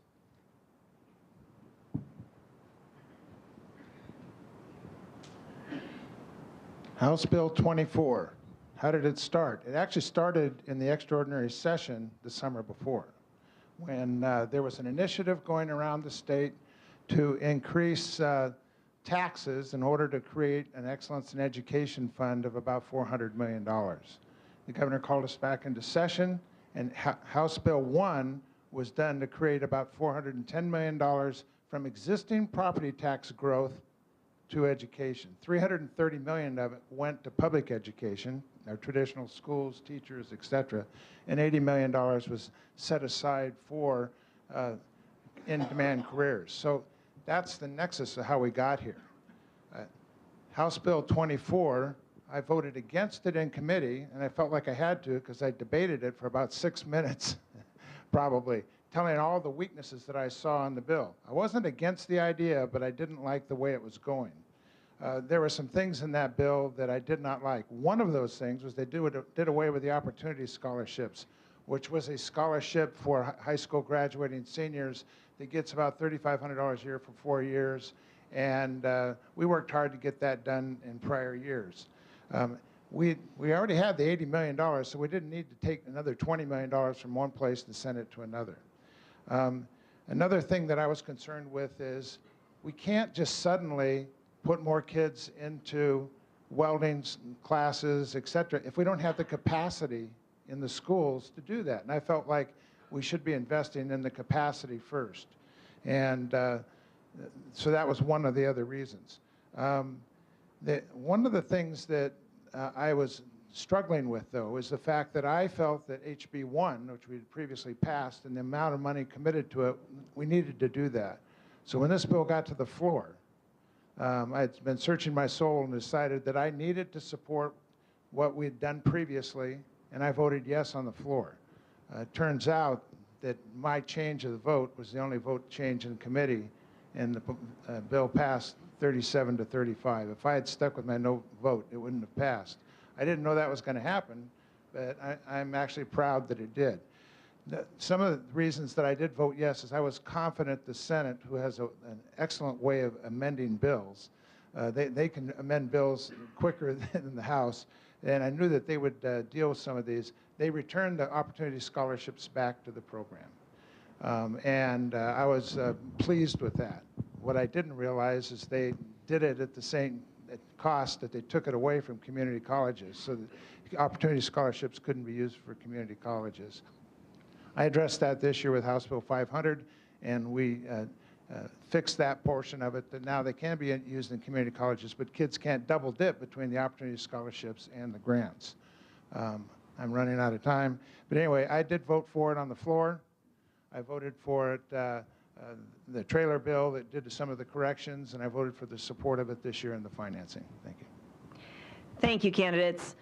We will switch our attention now to our next topic of conversation, House Bill 710, and we'll ask Professor Gardner to identify our first speaker. Number 1, Mr. Josh Cole. Thank you. So House Bill 710 really is an age verification bill. It's not about banning books. It's not about burning books. It's about asking if we can have an age verification in a government-funded facility. Some people talked about Nat Geo. This is not Nat Geo material. I don't know what kind of Nat Geo other people were watching, but this is hardcore obscene material. I've seen the presentations. I couldn't sit through the presentations because they're very hardcore. We could not read excerpts from some of these materials because there are TVs in the room, and the FCC could literally fine the news station for having obscenities on air. So the FCC, how do they know what an obscenity is? Because the Supreme Court did rule on what obscenities are. There's definitions legally for obscenities, and this bill does a great job defining those definitions of obscenities. That's why I support this bill, and I think in general, we look at it philosophically. We have age verification in other parts of our society. Can a 6-year-old buy tobacco? Can a 6-year-old buy alcohol? No. They're asked to show ID, and that's all we're asking as well. If anyone in this audience wanted to pass out pornography to children, they would go to jail because that is distributing obscenity and pornography to children. It's against the law. All we're trying to do is tighten up on the loophole that allows libraries to house obscene materials. And I don't want my taxpayer dollars going to these materials so that children can have access to them. For that reason, I would have voted in favor of this bill. Thank you. The intent of the bill, we were supposed to give what the intent of the bill was to protect children from perceived harmful books that they might run into if they're at the library. In my opinion, local control is the answer here. And so we toured several of us representatives toured many libraries, and we visited with library boards, librarians, foundation people. We did the gamut. Superintendents, teachers, every library that you could think of, we touched base with. And they all had policies. It was strange. They all had policies, and the policies were working.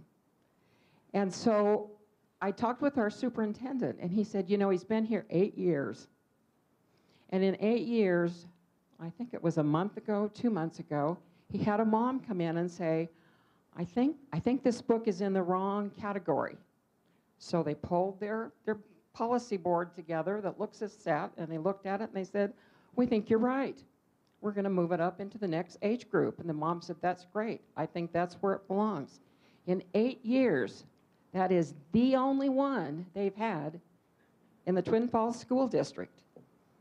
Now, I'm here to tell you, our local people are taking care of this. I've talked with Tara at our public library. Same thing happens there. They have a wonderful policy. So Representative Dixon worked all 9 months putting a bill together, pulled all of these policies together, and had a wonderful bill that we all could buy off on and vote on a library bill at the librarians, and it was great.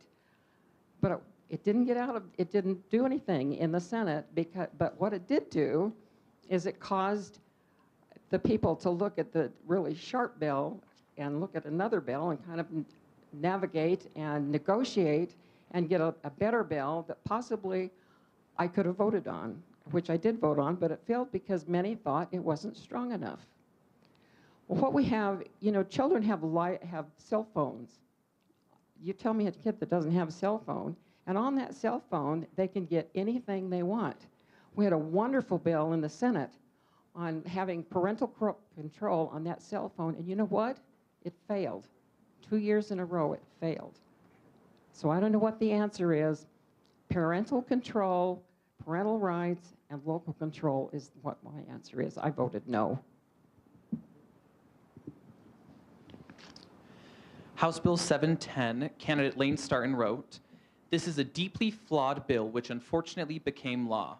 Although it caps the reward for a successful challenge at $250, it does nothing to address legal and insurance costs, which in and of themselves have the ability to close a library entirely, especially in rural communities. There is also no penalty for filing a false claim, opening the door to hundreds, if not thousands of complaints, legitimate or otherwise. This bill goes against the very essence of self-determination and local control." Lane should spend more time so that I can think about what I'm going to say. Or I could read his comments for you a little slower. Okay. Anyway, thank you very much. The library issue is interesting for me because I've been in the legislature now for 12 years, and in about the 4th or 5th year, I had an opportunity to carry a bill that dealt with harmful materials that was getting into the children's hands through the Wi-Fi's of the libraries. And I thought, and it was already against the law for the libraries to take that any harmful materials and avoid allowing a minor to using their computers. But they would allow them to use their Wi-Fi. And so kids could go into the library and surf the web and find anything they wanted in pornography. So I took the position that, well, what we got to do is add the words "and Wi-Fi" to the bill, to that section of code. And so I went out to do it. It took me 2 years because the libraries in general fought every inch of the way. And that kind of soured me a little bit on the library's attitude because I want to protect kids. I want to make sure they don't get access to pornography. So I came into this with a little bit of a slant and bias on that. I want to fail on the side of protecting kids. So I did vote for this bill. But I also want to say I know that it came back this last year, and during that summer I reached out to the sponsors and I suggested a few changes to them. All but one of them was included. The one that was not included was the $250 penalty for a right of action that a parent could take. But I wanted to have longer time periods for libraries to respond to a complaint, and I wanted to make sure that every library in the state had a policy. And the problem with local control, and I advocate for local control because I was on city council and city government for many years. But the problem is that there are sometimes areas in the state local control that they are not following the basic premises that you might expect them to. And so sometimes the state has to give some guidelines to it. And that's what I felt why I would support this bill. The fears, I believe, and I've talked to the local library at length, and they claim, well, we don't have any of these problems. And I'm thinking, if you don't have any of these problems, then there's nothing to be fearful of. It's the libraries that are having the problems that have these books and literature that are the ones that are going to have to react and change their policies. So if we have to have a written policy, which the Twin Falls Library has, and that's the only public library in District 25 other than the schools, and I should add that schools and libraries, because they get E-rate money, which is federal money, are required to make sure that harmful materials are not being accessed anyway. So there's some kind of a gray area about when do we step in and when do we not step in. And one thing that I'm proud of is that about 5 years ago, I made sure that the libraries who are not getting E-rate money would qualify for E-rate money, and they still didn't want to stop the Wi-Fi bill. So anyway, I voted to protect the kids, and that was my fallback.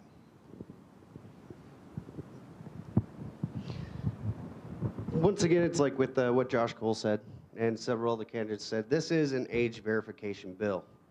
This is not a bill to go and ban these books in the library. It's to go and restrict access to these books. You know, I want to take us down a path of memory lane. I imagine many of you remember Blockbuster Video back in the day. You know, it was a time when the weekends we'd go look for movies, go find a movie to go and watch with our friends and our family. You know, I recall the excitement of browsing through all the rows of DVDs and movies, seeing what was available, what were the new releases, what's exciting, what would be entertaining, trying to find the perfect movie to watch for the weekend. But there was always one rule, and that one rule was that if it was rated R, you needed to have a parent or guardian available to be able to rent that movie. It was a simple yet effective way to ensure that I wasn't exposed to obscene materials, that the materials I was receiving were age-appropriate materials. However, these same constraints have never been placed on our libraries before. Now let's fast forward to today. And let's talk about House Bill 710. I believe that this bill is a watered-down bill from House Bill 314. That bill was vetoed by Governor Little and sustained, the veto was sustained by one vote in the House. There was consequences to this. The Republican Party held a vote of no confidence against several of our Idaho Republican lawmakers.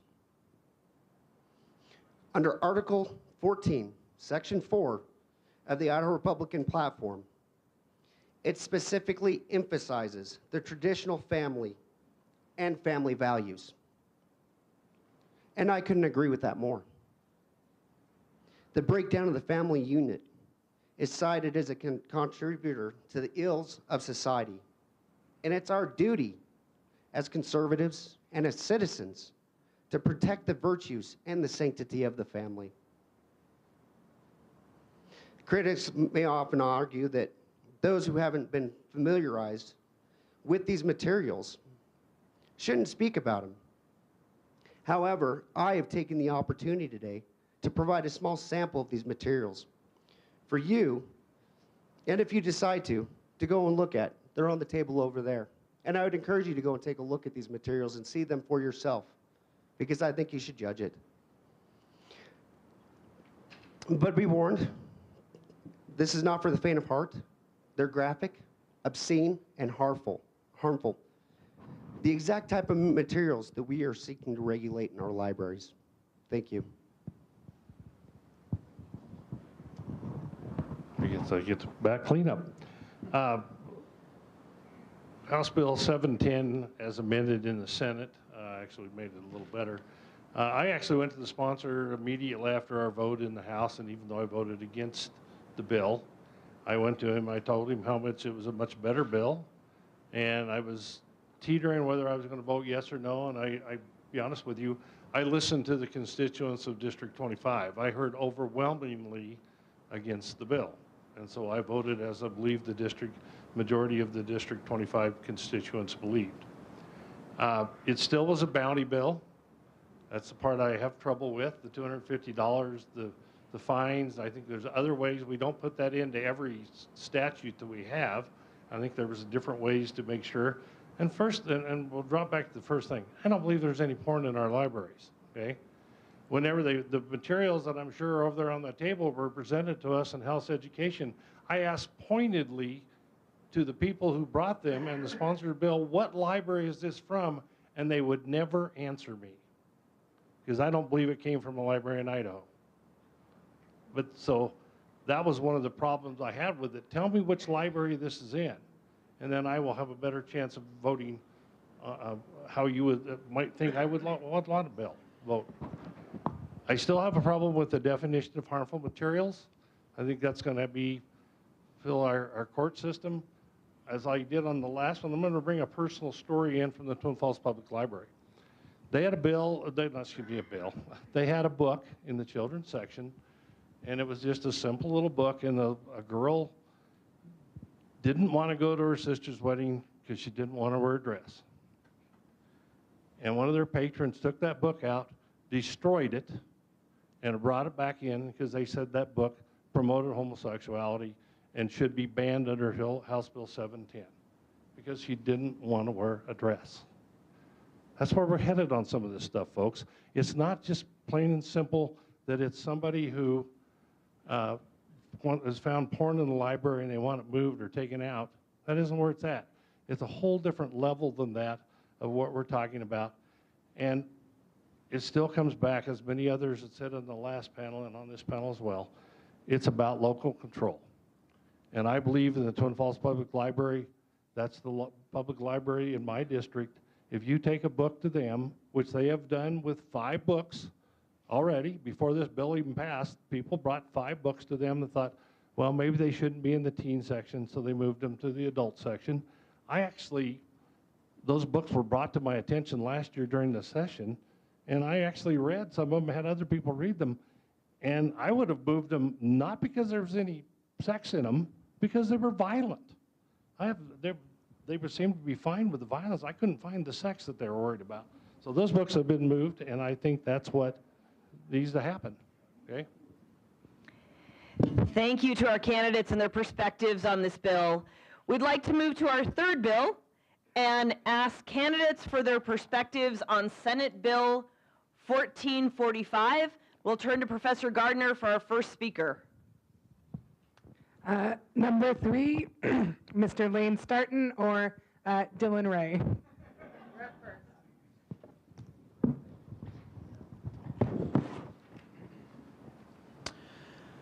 This bill, which was killed in the Senate by a 10 to 25 vote, would have provided funding for up to $40 per month for free or reduced price school lunches during the summer. This is part of an already established federal program, the USDA's EBT program, which relies almost entirely on federal funding anyways, as well as part of the larger EBT program, which approximately 85% of voters not only support, but support expanding. EBT is no fun. I know, I was on it myself in the early 2010s during an extended illness. However, it is a necessary and vital program. Although I haven't used this benefit for many years now and hope to never again, I shudder to think what would have happened to me without it. In a state where 40,000 kids are food insecure every summer, to deny this is unconscionable.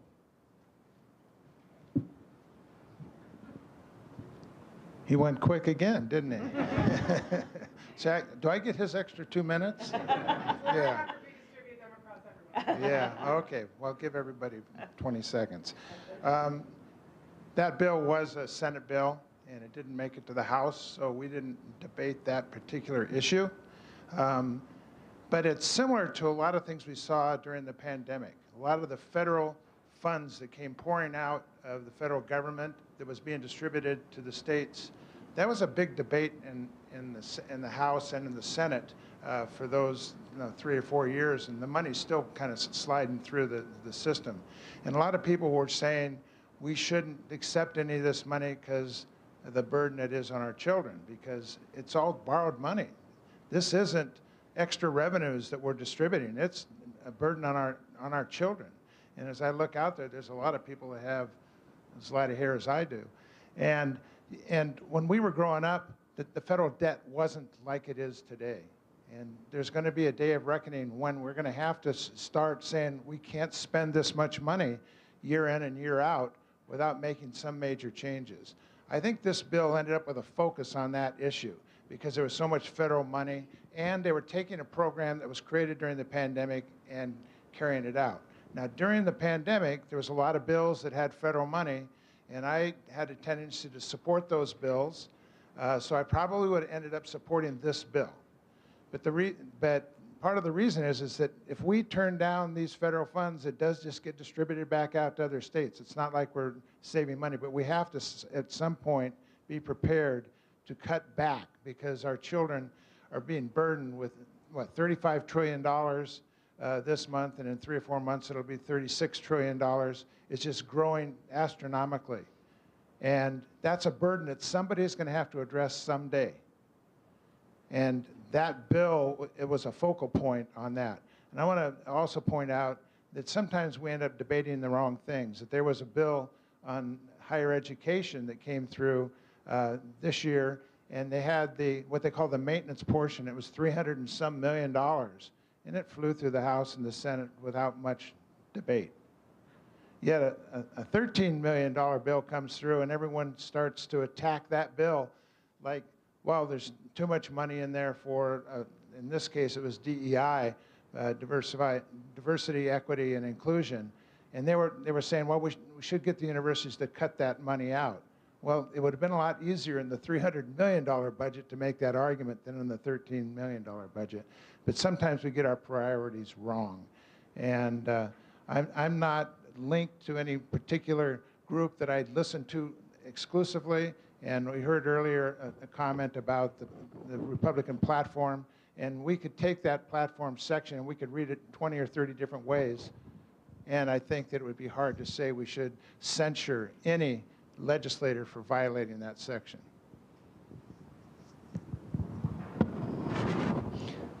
Political philosopher Harry Brown once said, "Government is good at one thing: breaking your legs, handing you crutches, and telling you, see, if it wasn't for the government, you wouldn't be able to walk." That's how I view this bill. You know, this bill, it creates dependency.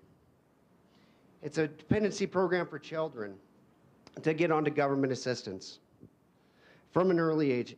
Instead of promoting self-reliance, self-sufficiency, personal responsibility, these programs lead to a culture of dependency that persists beyond into adulthood. Nature has something spectacular to go and teach us, and we should also learn from nature quite a bit. If you were to take a wild animal and feed that wild animal is going to become dependent on you. And once that food stops, that wild animal is going to suffer. There's long-term implications behind this bill. Providing benefits to children like this, we are not addressing the underlying issues contributing to the poverty within the family. Instead of addressing root causes and providing holistic support, these types of programs offer temporary relief without long-term solutions. We really need to figure out, what are the long-term solutions? How can we go and fix these problems? Another aspect of this is parental responsibility. These types of programs for children undermines parental responsibility. Rather than empowering parents to provide for their children's needs, these programs create a dependency on our government assistance, which diminishes the role of the parents in the child's upbringing. Another factor is the cost and sustainability. These types of programs require significant financial resources to be able to administer them as well as maintain them. We need to address the root causes, once again, of poverty and promote economic mobility rather than perpetuating reliance on government assistance. Ultimately, this is an issue which should be addressed by the churches and the nonprofit organizations. We should allow the free markets to take care of this. We should be able to be generous with our tax dollars and give them to these organizations so they can go and take care of the needy. And we have a responsibility as citizens to take care of our neighbors. And we should be looking out for our neighbors. It's not the role of the government to be interfering inside of people's lives this way. Like many of the representatives talked about, this was a Senate bill. We didn't really we didn't see it in committee. We didn't see it on the floor. I would have had to have fallen back on my career in education, knowing that the free and reduced lunch for breakfast and lunch for a lot of kids is the only meal they get that day, and that's hard to see and hard to realize.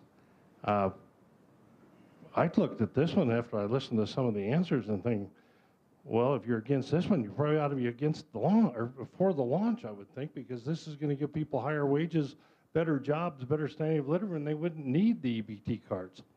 So I would have possibly voted yes on this one. I really don't know, because I didn't have the chance to get the detail that you get by sitting in on committees and sitting in and hearing floor debate. One of the things that I've heard some people talk about on these types of programs, since Idaho, we pay federal taxes, this is repatriating some of those taxes back to Idaho. That's one way to look at it, because like Representative Klaus said, if since Idaho turned it down, it doesn't mean it goes to reduce the budget or the deficit. It's just going to go to California or some other states that's willing to take it. So, or other, many red states took it. So it wasn't going to come back to lower the deficit. It was just going to go to another state for their children. And I finally get down to the very end of it, why I would probably have said yes. It's not the kids' fault that their parents are not making enough money to feed them. So this case, this bill, by refusing this bill and voting no on this bill, you hurt the kids. And that was the reason I probably would have ended up voting yes.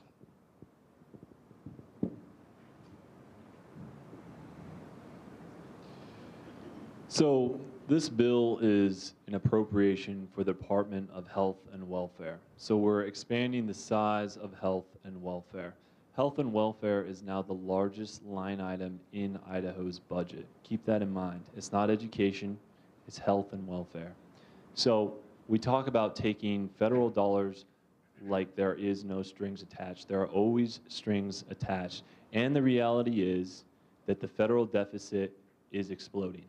It's going, right now it's just a few months per trillion that is added to the federal deficit. At some point it will become weeks. And we have to prepare for the eventuality of not being able to rely on federal funds the way that we do now in Idaho. Another concern I have with this bill is that we don't know if it's permanent. Maybe it's just for a few years, or maybe it is permanent. And when those federal funds disappear, guess who's left holding the bag? The Idaho taxpayer. There are already programs providing for kids in need. I understand maybe going to the park is inconvenient, but that program is available for kids. So I'm concerned that in Idaho, we are on the path to a welfare state, and we are following the failed Californian model of more government, more government, more government. And we see clearly the results of that in other states and at the federal level being a failure. That's why I would vote no against this specific appropriation. Thank you. You know, when I think of starving children, food-deprived children, the national debt does not come to mind. I think of that starving child. And actually, this program started in 2020 during the pandemic. The EBT program started. And so this was just going to be kind of like a pilot program as a new EBT program. And so it did not, I know there was some controversy, but you had to use 185% of the poverty level to even get this EBT card. Now that's pretty low. And it was just going to be for a year pilot program, and we'd see how it affected the state. It was $1 million something from the state's portion of this. It is not true that if 25% of the kids met that poverty level, that the entire school would get it. That is not true. And that was what was brought up during debate in there that switched a lot of people to vote no. But later we dug into it, and it wasn't true. And so I did vote for this, not even knowing that it wasn't true, because kids that are food deprived, if you've not seen a food deprived child, I'm surprised, because they're everywhere. And we need to be aware of the kids that don't have what we have in this land of milk and honey. There are families out there living in their cars that do not have enough food to eat. And so I cannot sit and worry about the national debt when I see that, and I would vote yes every time for something like this. A huge round of applause is owed to our candidates. Thank you so much.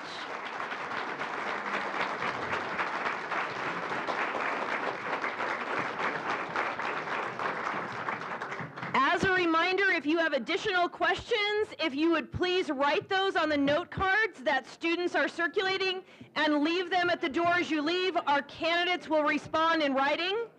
We will reset the stage for District 26, and we'll do it quickly. So we will return as soon as we can to hear from our candidates in District 26. Thank you.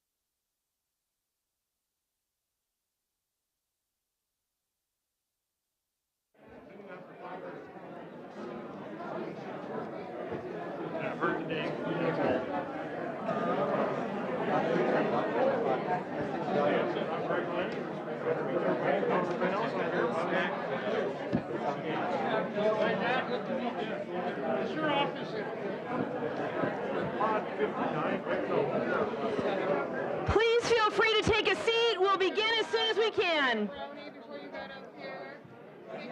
Oh no, hopefully there's snacks left when we get back. Thank you so much for being here. Thank you for being here.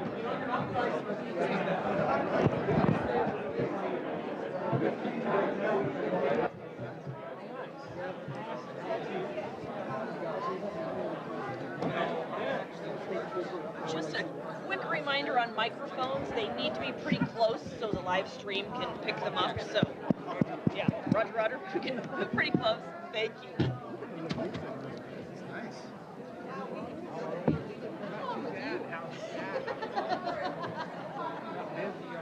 Nice. Yeah.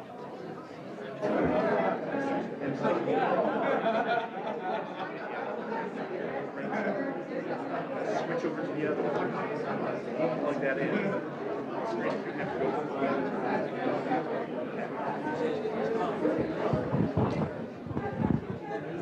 I don't know how many Zoom meetings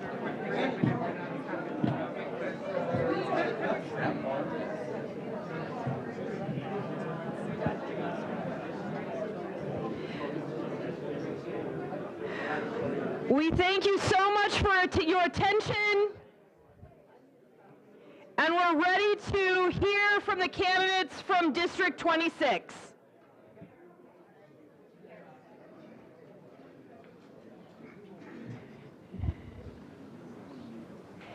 Thank you so much for your attention this evening. We know that it is getting late, and we appreciate so much your dedication to this cause. And we look forward to hearing the candidates from District 26. We will follow the same format that we did last time, allowing each candidate to provide us with a brief opening statement of introduction, and then we'll return to a conversation around the three bills that both of our previous panels have addressed. So, again, with the same ask of you to please hold your applause until the end, and then we'll be able to give them all a round of applause as they conclude. We'll begin our introductory comments with the number of speaker presented by Professor Gardner.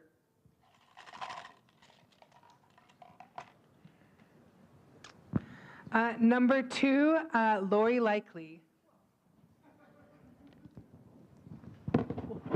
Well, good evening. I don't see the clock. Are we starting? Can I say a quick thank you to the College of Southern Idaho? Sorry, miss. Our computer is forcing us to restart per CSI update policy, so they're working on it, but it'll be back up soon. I think you guys got it. So I'll take 10 minutes to introduce myself. I am just kidding. A very quick thank you to the College of Southern Idaho, to Perry Owner Public Policy class, the board, and so forth. We're excited to have you all here this night and the opportunity to talk about who we are. Competent, compassionate, collaborative. I'm Lori Likely, and I'm running for the Idaho Senate in Legislative District 26, Blaine, Lincoln, and Jerome counties. My roots run very, very deep in Idaho. I'm a mom, I'm a grandma, a small business owner, and a passionate advocate for creating an Idaho that our children and our grandchildren will be proud to inherit. As a century ranching family in Jerome, we've weathered the cyclical nature of commodity prices, life and death, sometimes within seconds of each other, and Mother Nature's vicious hardships. I have spent decades working on natural resource and agricultural policy and making certain that we are pushing back on the regulatory burdens of the federal government. I spent two decades working on natural resource policy, but I spent 2 terms in the Idaho House of Representatives and was appointed by the governor to serve on the first ever Idaho Behavioral Health Council, where we rolled out the 988 crisis hotline in Idaho and stood up additional mental and behavioral health services for our youth. I am a big supporter of law enforcement.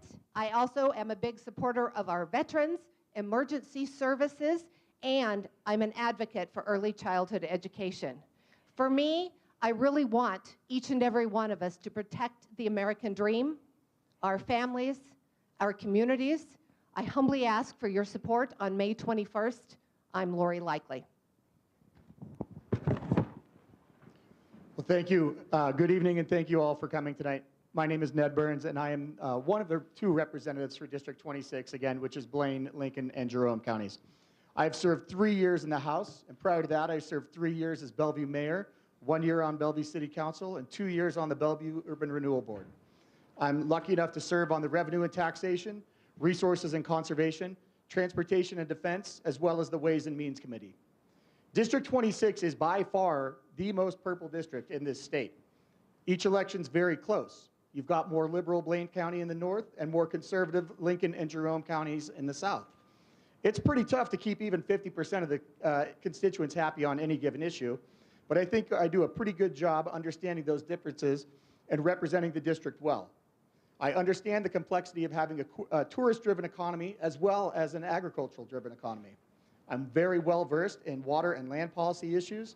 I'm also well versed in all the issues that come before my germane committees, as well as education, local government issues as well. Members of majority leadership regularly seek me out in draft legislation stage to get my input and analysis on any particular bill that they're contemplating running, which gives me a rare opportunity as a member of the minority party to negotiate with them and help make legislation better. Again, I thank you for your time, and I look forward to having the rest of the evening with you.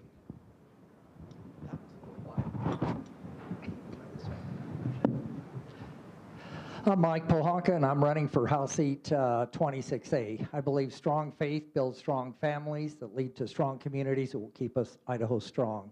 My dad escaped a communist country in the late 1940s, met my mom in Germany, and immigrated into the U.S. I have a beautiful wife, Susan, with me tonight, and 2 children, 10 grandchildren. Of my grandchildren, 2 of them are in the military. 1 is in Europe, and 1 possibly going to be deployed to the Middle East. Real quick, as far as my background, I'm a former president of Jerome Chamber, Twin Falls Chamber, Jerome Rotary Club, also former reserve deputy for Jerome County Sheriff's Office and current chaplain for the Idaho State Police, and Jerome County Sheriff's and Jerome City Police.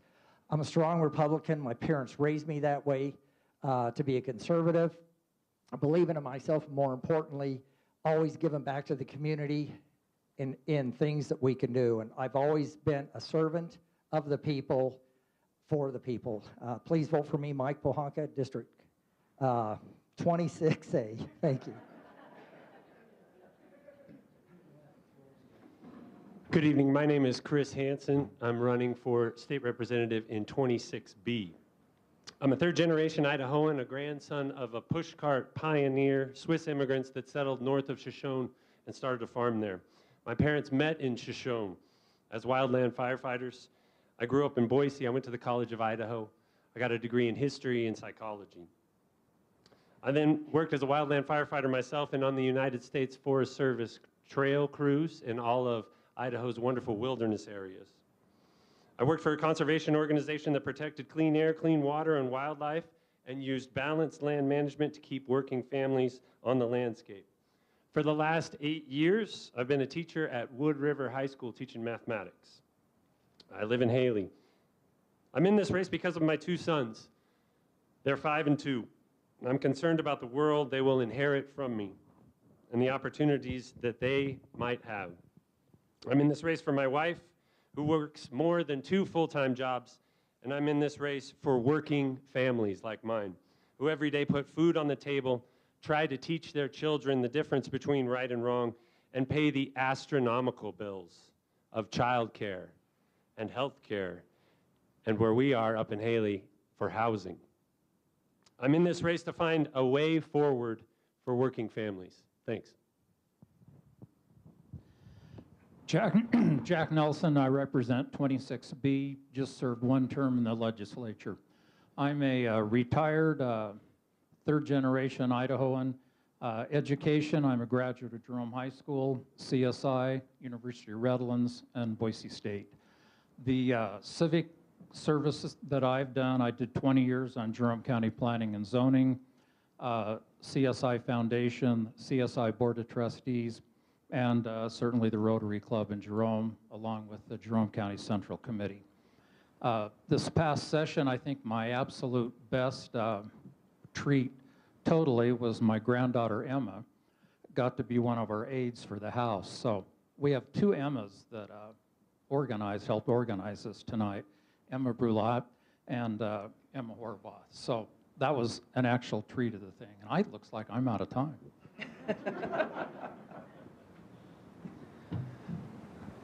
I'm Lyle Johnstone. I'm also running in District 26 for the B seat. I am a platform Republican. I've lived in Idaho all of my life.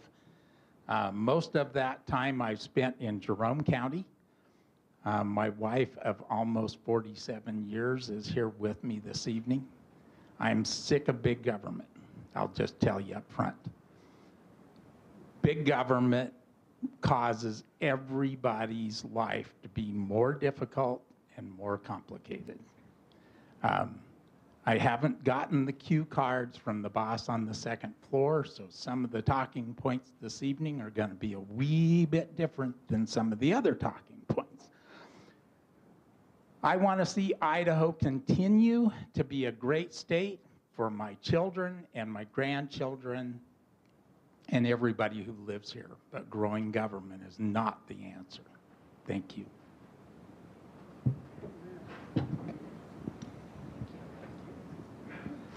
Senator Ron Taylor from District 26 did not provide much of an introduction, but I will read the brief notes that he gave. He said, "Thank you for this opportunity, and please accept my apology for not being here in person. I'm in Boise attending a housing conference." Thank you to all of our candidates for those introductions. And now we will turn our time to our conversations of content. We'll allow Professor Gardner to draw our first name.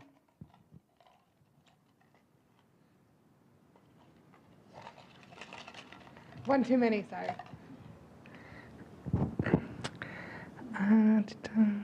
Number 2 again, Lori Likely. It's my lucky day. I just heard from Ned Burns that this contest is rigged. Okay, take that for what you will. So I believe we're talking about House Bill 24, and I think Representative Clow actually set the stage for this because in the special session of 2022, I was still in the Idaho House of Representatives in the special session where we passed that education budget, allocating $80 million towards this type of a program.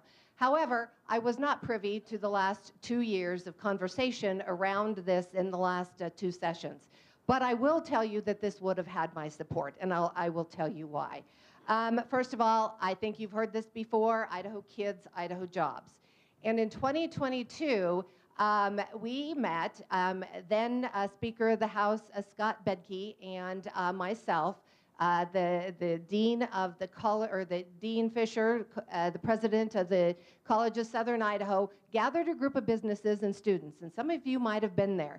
And we brought in small and large businesses. And we wanted to know from our business community what type of skill set they needed in their workforce. And so we got to hear from them on the skills that they needed. That was good. But we also got to hear from the traditional and the non-traditional students right here at the College of Southern Idaho about what their intent of their future planning looked like as well. So I think we were able to take very, very good notes. The public at that time also agreed because we ran a ballot, I don't remember what they called it, but we ran something on the ballot that asked everybody in the state of Idaho what they thought about putting more money into education. And actually the majority of Idaho said yes.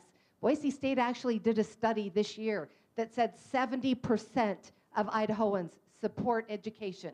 And I think we're investing in Idaho kids for Idaho jobs. I can tell you, Launch has actually put there are 365 kids in Legislative District 25 that have applied for the Launch grant. And again, you know, I was not privy to the debate and the dialogue on this bill, but I do think it gives us a workforce readiness program. What else did I write down? I can tell you that the biggest needs right now for our employees in the industries are construction, transportation, healthcare, and agriculture. I will also add the HRI trades, which is the hotel, restaurant, and industry trades. The funding for this program, while it passed in 2023, the funding for that program passed at the 11th hour this year. It certainly would have had my vote, and I always look at pieces of legislation. You know, what will it look like 10 days from now, 10 months from now, and 10 years from now? And I think we have to apply that basic principle to each and every piece of legislation that we look at. Thank you. To me, this is an absolutely transformational bit of policy. I don't like this microphone. I feel like it's too quiet. For decades, I like that one better. For decades, we have placed tremendous emphasis on post-secondary education, providing state scholarship dollars and programs to get kids to go on to four-year universities and college. Now, we're investing a very reasonable amount of money per student into programs that in short order will get them into a very comfortable wage earning bracket. Programs like skilled healthcare workers who will be incredibly busy as Idaho's population ages. Programs like welding, HVAC, electricians, and plumbers who will continue to do the work that allows for both commercial and residential development to occur. Pharmacy technicians, heavy equipment operators, dental hygienists, jobs that Idaho desperately needs.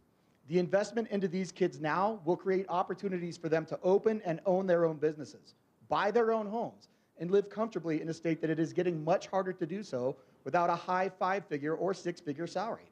I voted for it. I advocated for it. I worked very hard in the House and with senators to make sure that it passed. I believe in it, and I will vote to fund it every single year I have the opportunity to. This will fundamentally change the life trajectories of kids who may not have been college-bound, and that's okay. Many of these folks are going to be first-generation students, first members of their family to ever go on to college. But they will now have the skills needed for the jobs that Idaho needs filled right now. This is smart policy that helps people better their lives and creates a thriving economy. Idaho is facing an aging workforce, and significant numbers of new Idahoans are not entering the workforce. They're retiring here. That creates pressure on our economy because there is such a large population of folks that aren't working and will not be working soon.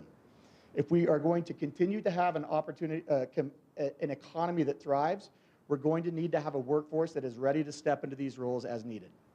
Idaho Launch is a great first step in ensuring that Idaho continues to be the place that people want to move to.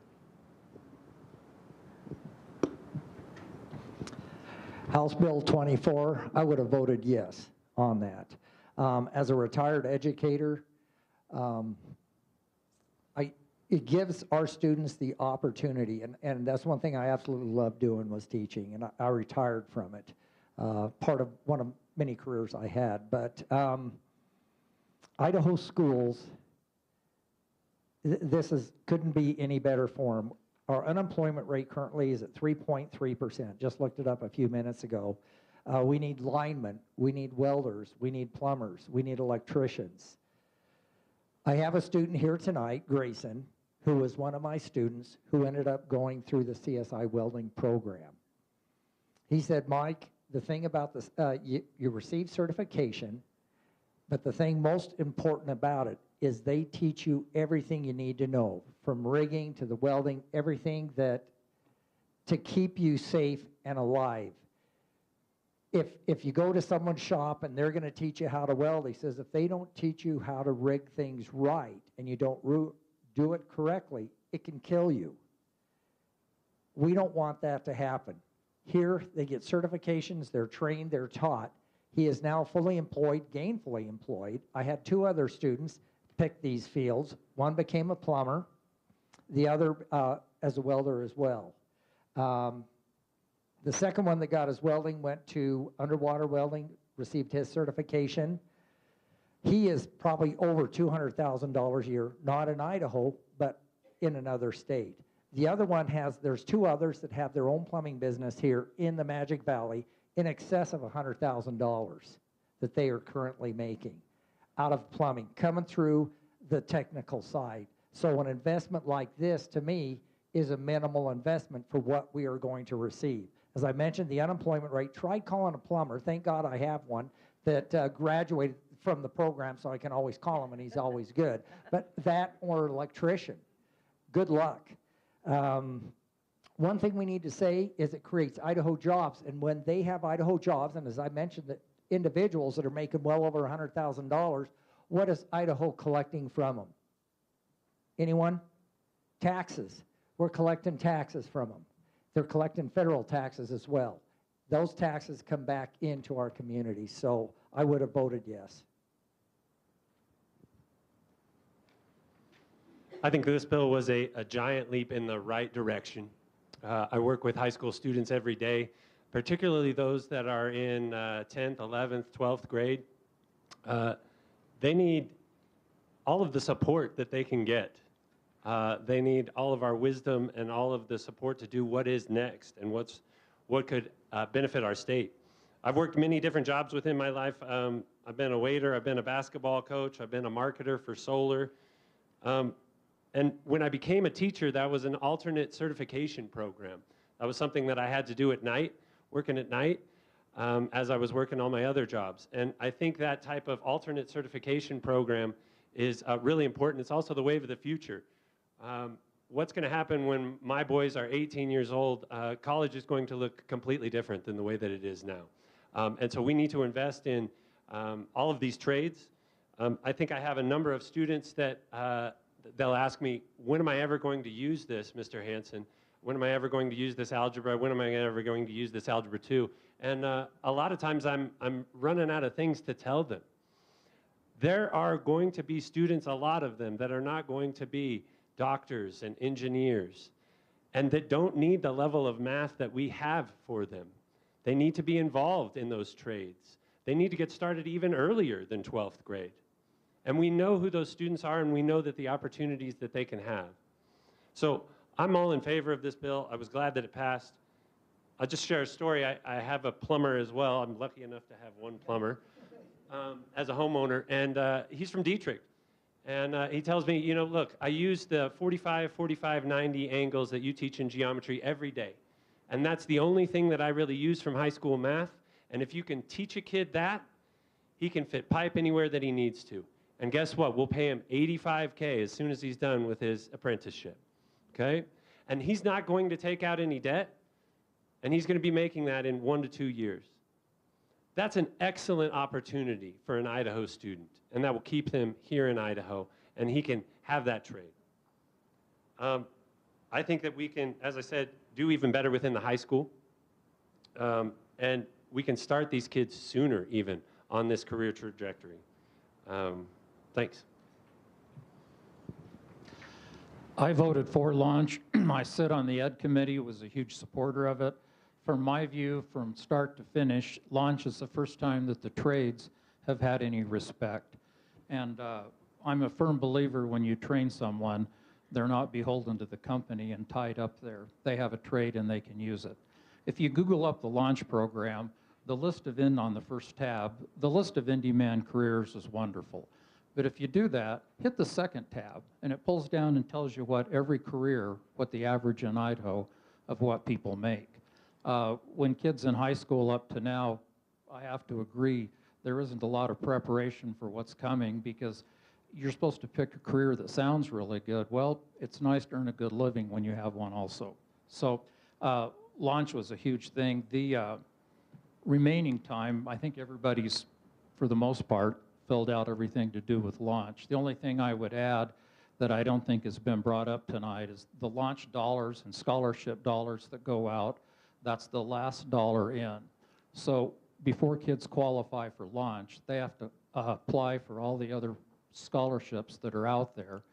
If they still owe money to get their education, then launch will step in. So it's last dollar in, which I think is a good way to leverage Idaho's money. The last minute 30 here, I think I'd like to put in a plug for a professor that's brought her kids up to the students. They're not kids, they're 18. From my view, they're still kids. Brought them up to the Capitol, and frankly, at the Capitol, there's almost a continuous line of people coming through. Perry's done a really neat job when she brings her kids in. They don't just poke their nose in like into House Ed, sit and listen for 10 minutes and leave. They've come for big chunks of the hearings.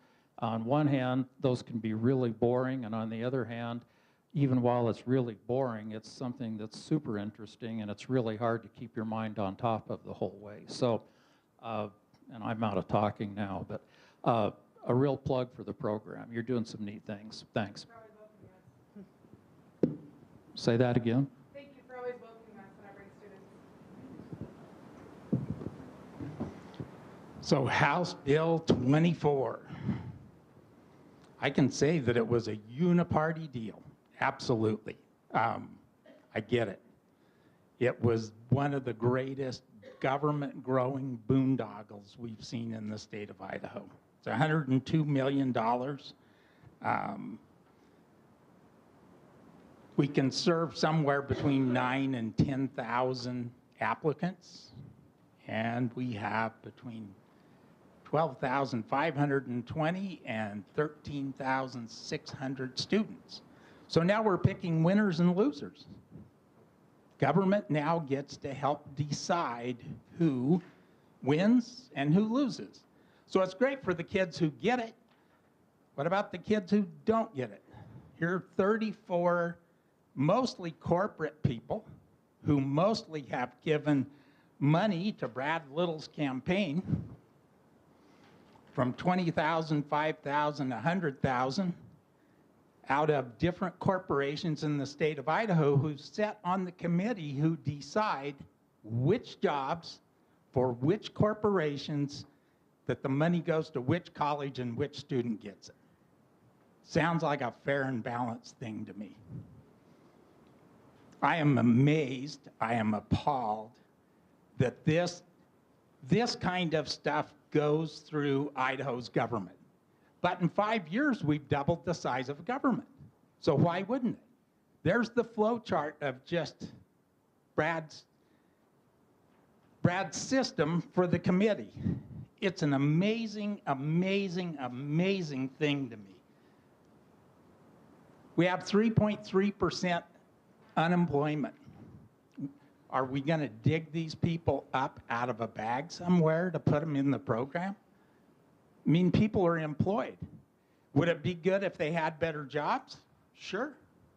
Are you okay with your tax money going to pay for some people to be a winner, while the rest of the people who wanted in get told they're losers and they don't get to get in? And who decides? These people do, 34 of them. You don't elect them, you have no power over them. Well, you do have power. In 2026, I would invite you to disinvite the governor back to the job that he holds. And I would invite you to disinvite the majority of the elected officials that hold office today in the uniparty and not invite them back for next year's session. Thank you. House Bill 24, known as the Idaho Launch Bill. This bill was introduced to provide an additional path for Idaho students to access higher education opportunities. The focus is on in-demand careers based on the job market and job availability. Idaho needs skilled workers who will be able to ensure that Idaho remains economically productive, competitive, and prosperous. I voted in favor of this legislation. I'm a strong supporter of public education and post-secondary education. I believe this is a way to set Idaho students up for success. Thank you, candidates. We appreciate your perspectives on House Bill 24, and we will now turn our attention to our next topic of conversation, House Bill 710. We'll invite Professor Gardner to select our first speaker. It is different, and I didn't even pass two out. Mike Pohanka is on first. Why, thank you. So the governor signed the bill, House Bill 710, on the libraries. And what's interesting is, you know, as a parent, we always taught our kids right from wrong, good from bad. And they knew, you know, if something was bad, they didn't do it. If something's wrong, they wouldn't do it, or they'd come tell us. And so Representative Lanting, you know, asked in the committee, you know, where did you find this book? And they couldn't come up with where the book was. Let's move the books to the adult section, and so the kids don't have the access to them. Let's give, you know, have the parents talk with their children and let the schools know, hey, I don't want my child, in certain sections in the library. What's interesting is I visited with a teacher whose daughter is getting ready to go into a graduate program to become a librarian back in Kansas. And so this is interesting. She was telling her mom, I think I'm going to have to change fields. This is something I really wanted to do, but I'm going to have to change the fields I'm going into. And she asked her why. And she said, because, Mom, I'm worried about getting sued someday. If a book or someone plants a book into a library and then they say, hey, you let this book in the library, what are the chances of me being sued? I talked to a gentleman who covers insurance policies for libraries. He says, Mike, if some of these libraries start getting sued, we will drop them. We will not carry the policies anymore for them. So where will they go? Or will you start seeing increase in costs? Local control, we don't like what the federal government tells Idaho what to do. City councils or cities, counties, library boards don't like the state telling them what to do. I believe in local control, letting the libraries have their board members decide on what they should and should not allow. Also visiting with several school board members at different schools as well as superintendents, they say you can look up if there's a certain book you are concerned with. If your child is in that middle school or in high school or grade school, you can look that book up. You can go onto their system and look it up to see if it's there. If it is, go talk to them and they'll have that book pulled. So there's all these different options for people to be able to look at. But like I said, as far as children and porn, no. I don't want kids around it. But the worst thing out there, and it was mentioned earlier by someone, is look at your cell phones. Look what they can pull up on those cell phones today. So I'm out of time. Thank you. I want to say first and foremost that I'm against pornography in libraries and children accessing pornography, period. Full stop. But as a parent, I'm actually kind of ashamed that our legislature gave this much time on this bill. A Republican legislature, a legislature that's supposed to favor less government and loves local control, bringing about a bill that supersedes any local control. People have recourse. If one of my sons brought home a book that I had a problem with, I have recourse. I can go to that librarian. I can ask them to explain what their thinking is. It's really just not the Idaho way to do anything. This is kind of like a California way to do something. You can sue someone. I don't really understand that. Why not have a conversation with your library board? Why not have a conversation with your librarian? Why not work that out as a parent with another person who is qualified? Librarians go through training. They're professionals. They understand what it is that is in their library. And as Mike was saying, look, if you've got a cell phone right here, I mean, you can tell that this was passed by people from an older generation. Okay? If you were spending time with high school students, you would understand how easy it is for someone to get a cell phone and access any sort of material that they would want on that cell phone. So this is overreach. This is overreach. It's as if our legislatures are still in the 1970s. And that's what we're basing our obscenity law on. And they don't understand absolutely all can be circumvented through the cell phone. And if we were talking about legislation within the 21st century, we would be talking about regulations on what kids can access on these devices. You have AI, artificial intelligence, being able to transmit images, make obscene images of students who are taking pictures of their classmates, and then the AI takes off all of their clothes, derobes them. That's happening right now. And there are legislatures like the state of Washington that are taking that issue on. and going after those people that create those apps. And we're sitting here talking about libraries, like we have no recourse for librarians. I would have voted against the bill. Just for the record, I'm a little older than you are, but I voted against all library bills. And I think what I have to, for the people that are against them, a few things that need said. First, our districts have a lot of really small local libraries in them. They're really, consider themselves really lucky to have them. You go to a city council meeting, they're not funded with big bucks. You go visit the library, some of them are shoehorned into a little portable space. They're really lucky to have someone, probably not a trained librarian, probably minimum wage, sitting in the back corner simply to check out books. You dump this sort of thing on them, those libraries are going to go away. The insurance issue is a big deal. I think there's a rider in most of those policies. I agree. I think it was Mike or somebody said the riders on those policies are, if these private rights of action go in, they're going to pull their liability insurance on the thing.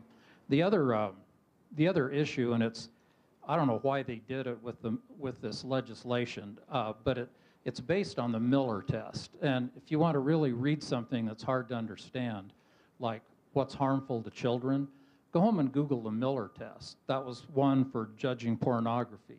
And one of the points in it that I don't know how in the world a judge is going to decide the difference in this is what's common, ordinary in your community. Those aren't exactly the right quote, but you know, what's considered porn and what's not in your community. I can assure you that when you look at the picture of David when he's about to sling the rock at Goliath, there's absolutely no doubt that David is a man. He is a man. So, and if you run things like that through the Miller test, that has artistic value, and the odds of people saying, oh, this is porn, we got to get this out of these schools, it's going to flunk the Miller test. Instead of putting the Miller test in verbatim, it's broken up in several different places. But for me, the whole issue is also just being a financial conservative. This lets anybody, anywhere in the nation, it doesn't say you have to be a local person. Anybody can submit unlimited numbers of challenges to books. So if you really want to bury a local library, and my concern is it's going to happen, 80 people can go online and find a book in there. All of them apply to different books. There's no numerical lid on the darn thing. So I could go in Coeur d'Alene, go through their online catalog, do unlimited complaints against unlimited books. If they're not gone in a certain number of time, then I get a suit, and I'm out of time.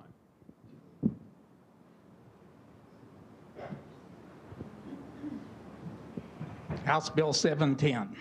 It's an interesting evolutionary bill. That we've been at this for 3 years. There have been all kinds of deceptions. I've sat in on many of the committee hearings on the bills last year and this year, either in person or online. And I have to tell you, I have a new admiration for the depravity of man. I really do. So we can talk about cell phones. They absolutely are a portal into knowledge, or they can be a portal into harlotry. I mean, absolutely. Generally, what I've seen in people who support leaving these types of materials in the library are willing to sue cell phone manufacturers if their software allows someone to get onto a pornographic site. It's an amazing, I don't know how else to put it. It's a hard left ideology.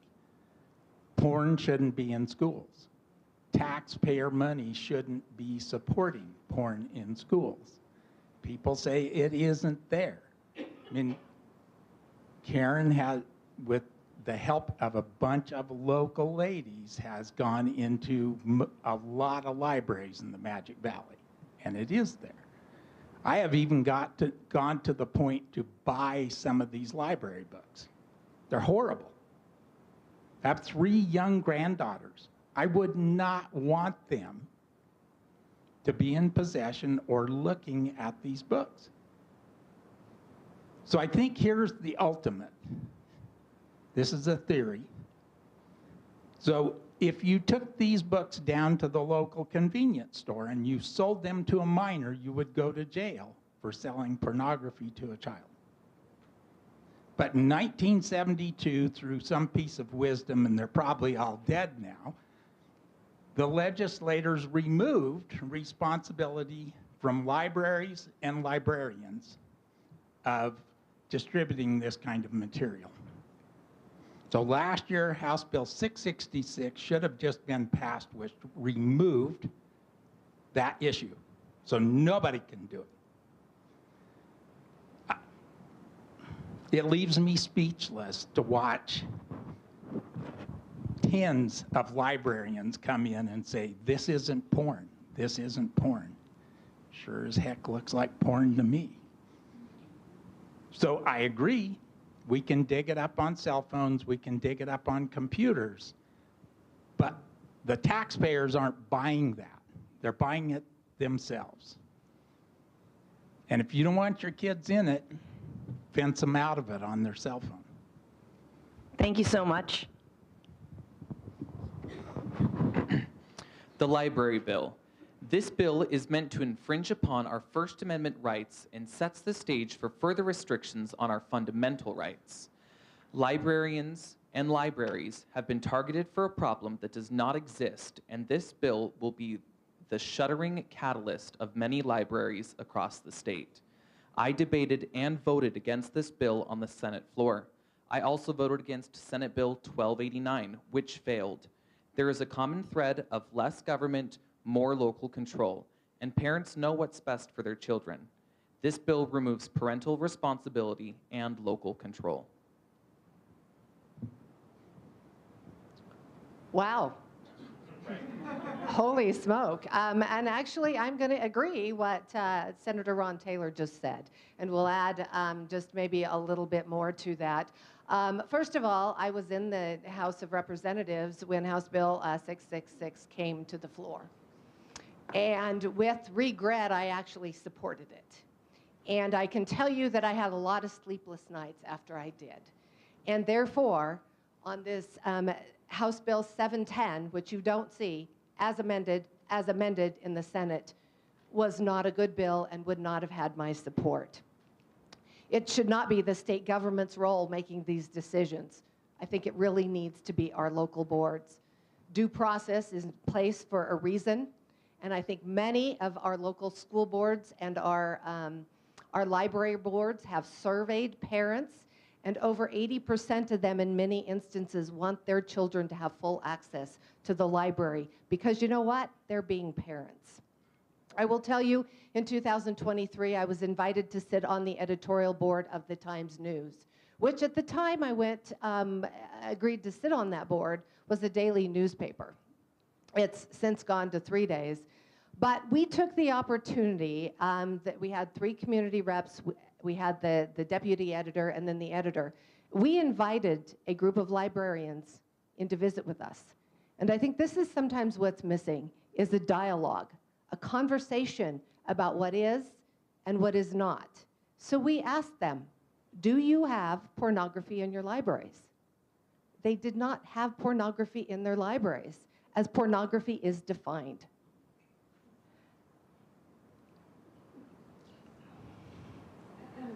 Isolated incidents do not necessarily mean that we need more government control. I too ask whether we're messing with the First Amendment and freedom of speech. I firmly believe that our local school boards and our local library boards are doing the best job they can. We do not want pornography in the hands of our children. What I miss are the days that we sit around the table if our child brought a book home that we didn't like and we talked about the book. And what do our family values imply in this book? How does it look?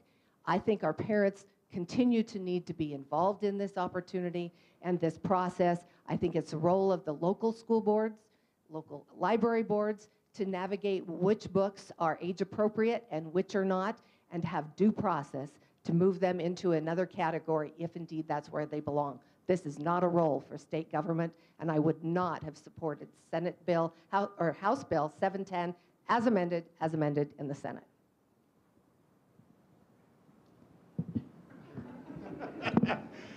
So we have heard for 3 years now that our public libraries and our school libraries were filled with pornography. Let me begin by refuting that. There is no porn in any library anywhere in this state. None. There are books, certainly, that people may find objectionable, but what you may find objectionable, someone else might find necessary or even enlightening. A good librarian will tell you that there is a book in every library that will offend someone in the community. The books that people are trying to remove or place out of range of minors are books that have gay characters or trans characters or discuss safe sex practices or discuss childhood sexual abuse.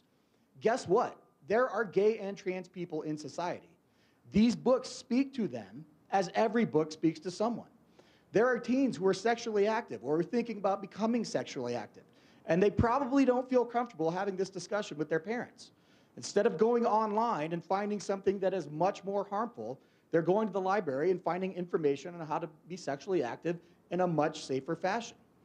These books about childhood sexual abuse, there's childhood sexual abuse victims that may realize how wrong what is happening to them is, and now they speak out and they speak up, and now that abuse stops.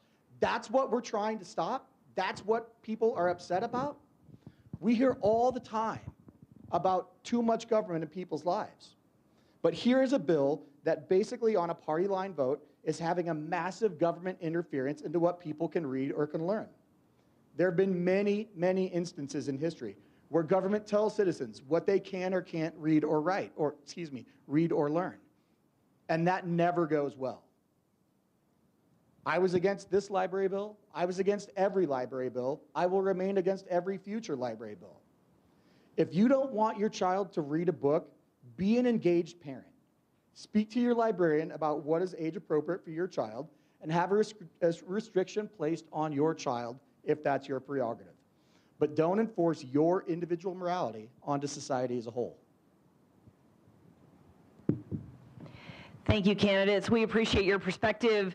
And turn your time now to our third topic of conversation, which will be Senate Bill 1445. We'll turn to Professor Gardner to draw our next speaker. Number 5, Chris Hansen.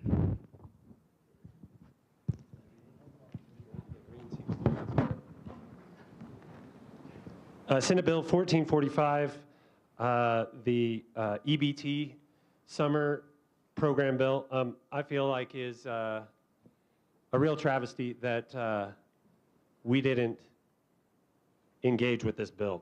The governor wanted approximately $600,535, I think, from the legislature to administer about a $16 million food program for students during the summer. 136,000 kids relied on the funding, and that's a little bit less than half of all of our students in Idaho. It would have given a put $40 a month on an EBT card for about 3 months, the duration of summer. I can tell you as an educator that kids need food. They need food in order to learn. They need food in order to pay attention. They need food in order to be engaged. It's very helpful. I keep ramen in my cupboards at school. I go through 3 boxes a week. I don't ask any questions about the kids. I don't ask if they want to pay for it, if they can pay for it. I just say, hey, it's right there. Make yourself some ramen. There are students in Idaho that need these meals.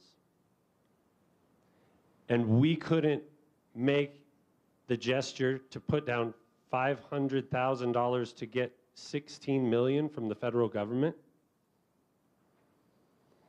And I know that there'll be a lot of detractors here that will say, you know, if you give a man a fish, you feed him for a day, and if you teach a man to fish, you feed him for a lifetime. And that's true, but they're kids. we're teaching them how to fish. They don't know how to fish yet. I would have voted for this program. Thanks. I apologize, my timekeeping got lazy there. I don't know what to do. We have red ones and green ones. We'll try red. First, I think what missed the point a little bit here is it's been repeated a couple times, but I have 6 grandkids, and until the day that they get out a jail-free card, that they don't have to help pay off the federal debt, to leverage $500,000 of Idaho money to get $16 million of services out to local kids. To me, that's really a no-brainer. Just, I think Greg or somebody said it earlier, if Idaho turns this money down, it doesn't pay off the debt. If you think it does, you know, you need to reread things. It just goes back in the pot and another state pulls it out for it. So yes, I would have voted for it. It's getting late. Thanks for listening to us.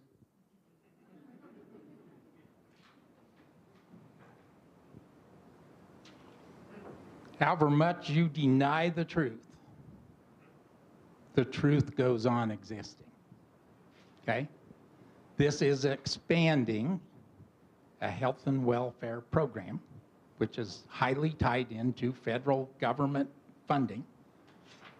And even though this has been said several times, Senator Hartkin didn't check the memo, the Biden administration mandated that if 25% of the kids in a school qualified, every kid in the school got EBT.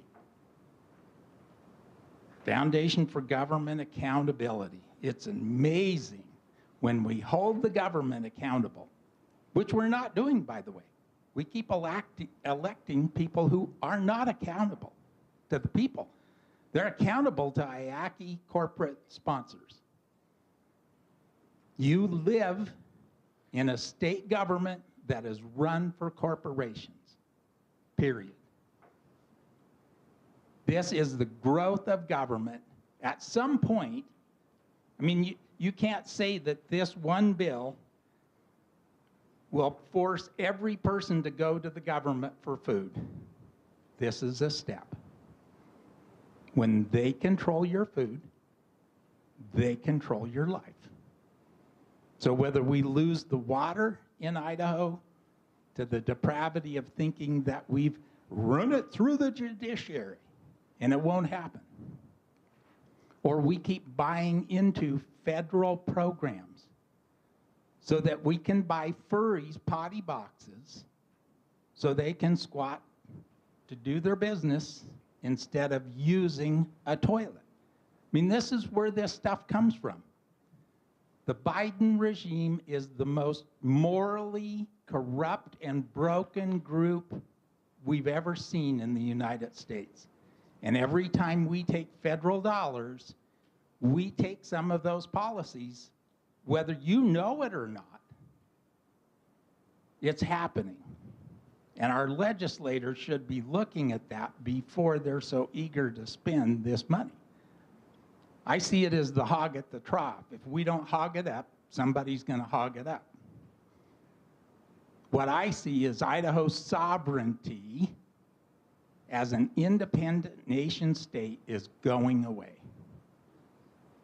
And it's the uniparty that's doing it to you. If you love it, welcome to it. You will soon live in a communist state, just like California, Oregon, and Washington. Thank you. Senate Bill 1445, Summer EBT Program. This was an appropriation budget from the Department of Health and Welfare. It was meant to provide enhancements to what JFAC called maintenance budgets. The Summer EBT program was included as a line item in this bill. I voted in favor of this budget, but it failed. There was a lot of debate on the Senate floor against funding the EBT program. Most of the debate focused on the national debt and how much this was going to contribute to that. Another debate focused on how children should be working to be able to afford food. It was a very discouraging and difficult day. This bill returned without the EBT line item and subsequently passed. Gosh, Senator Taylor is extremely quick this evening, so thank you, concise. You know, Senate Bill 1445, as I looked at it and as I went back and listened to some of the testimony, I guess for me, what I want you to know is that Idaho is the least regulated state in the nation. We live within our means in the state of Idaho. And I'm pretty proud of that fact. We balance our budget. And I can tell you that every appropriation budget is looked at by 10 House members and 10 Senate members, and they actually do their due diligence on those appropriation bills that come to the Senate or to the House to look at. This was vetted. And I will also tell you that I still spend a lot of my time volunteering for the Idaho Food Bank.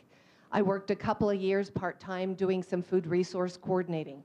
And I can tell you, we don't know how often these children go without food. I think we heard earlier today, and I looked up the statistic too, 40,000 children in the state of Idaho are food insecure, which means they don't know where their next meal is coming from. For me, a $545,000 line item out of Idaho's budget to match that, that contribution from the state for an EBT card to feed a child in the summer, really, for me, I mean, it's a no-brainer. We have got to make sure that we are feeding our children. And this is something that I would have supported on day one. They really are some of our most vulnerable population. And if we look at what inflation is doing on our families' budgets, giving them some sort of ability to have food in their bellies is something that I will always support. Two more, we're almost done, guys. So 137,000 kids in Idaho are actually more food insecure because this budget failed. In order to qualify, families had to make $54,000 or less a year, and each child would have had $40 a month placed on the family EBT card. There were many spurious arguments made in debate on the Senate floor that this would have given a free lunch to everyone if a certain percentage of kids qualified in a district. This is a completely different program, and there are strict qualification requirements. We heard that by providing this money to kids that it would further the welfare state and create lifelong government dependency. We heard that these elementary-aged kids should be working for their lunch. For $545,300 of state funds, we would have received $16 million to ensure that some of Idaho's poorest families wouldn't have gone hungry this summer. It's a disgrace. It truly is. And what is also a disgrace is how many senators who serve on JFAC and knew the program inside and out chose not to push back on the blatantly false debate that was taking place on the Senate floor. There's heartburn about accepting federal dollars, but there was no heartburn about accepting billions of dollars with federal strings for broadband projects, energy projects, transportation projects. Just heartburn to feed hungry kids. We've heard hopefully that churches and food banks will fill this void, and I certainly hope that's true. Because kids who are chronically hungry are consistently lower performing in schools. Because chronic hunger impairs motor skills, concentration, memory, and mood. Kids who are most at risk of chronic hunger are predominantly rural and lack transportation to food choices. And that's predominantly what districts 24 and 26 are. Low performing kids are also more likely to end up committing crimes, which is exactly why the Department of Corrections is always very focused on how many kids are reading at grade level by 3rd grade. It helps them know how many prison beds they need to plan for in the future. Some other blatantly false debate points that were made were that the kids or the families would go out and spend the money on soda or junk food or prepared hot food, things that are absolutely not on the qualified purchase list. Senate debate was as false as I have ever heard in my time in the legislature and should have been called out as untrue. But sadly, no one had the fortitude to call out these blatant lies that were being told on the floor. We should have done better, and in my mind, this was the singular worst vote that the legislature took this session. I know we've talked a lot about the federal deficit, so just out of curiosity, I looked it up when we were sitting out there. It's little over 34.6 trillion, 103,000 for every citizen in the United States, and 256,000 for those that pay taxes. I would always tell my student, and Grayson's back there, and he may remember this, but I always tell my students, you know, sooner or later there's going to have to be a reckoning. And that is the only way the federal government's going to be able to get their arms around this thing is, one, we got to raise taxes, two, and they're going to have to look at what programs do we cut. One thing about Idaho, it's in our Constitution, we have to have a balanced budget. I would have voted yes for this bill, and I tell you the reason why. I belong to a civic organization in Jerome. We do the soup kitchen, and you would not believe the kids, young kids that are in there that are hungry, that we feed. I had a student that was a full-time student here at CSI, also worked full-time. His mom was divorced, working at a minimum wage job, and he had 2 or 3 siblings. I can't remember if it was 2 or 3 younger ones.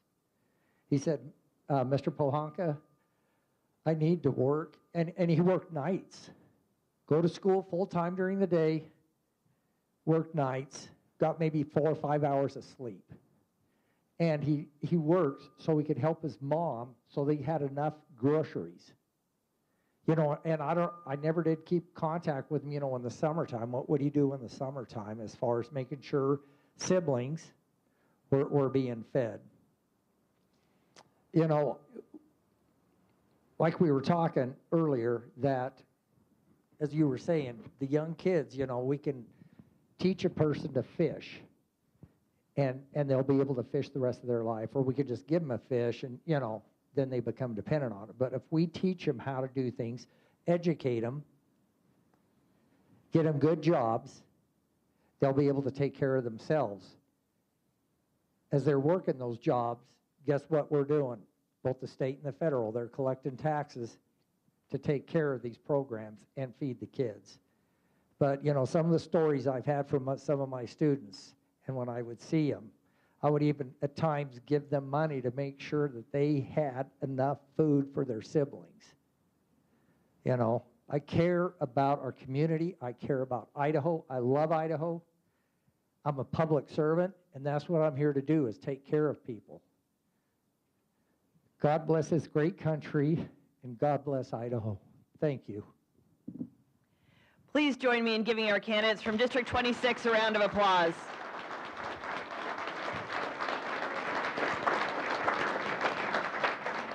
We'd like to thank all of you for your time and attention tonight, and of course remind you that written questions will be accepted by the students at the door. We would also be remiss if we didn't invite all of you to the College of Southern Idaho this Saturday for an open house that we're having for the community, and we'd love to see you all back, but we're thrilled to see you tonight. Thank you so much, and have a safe trip home.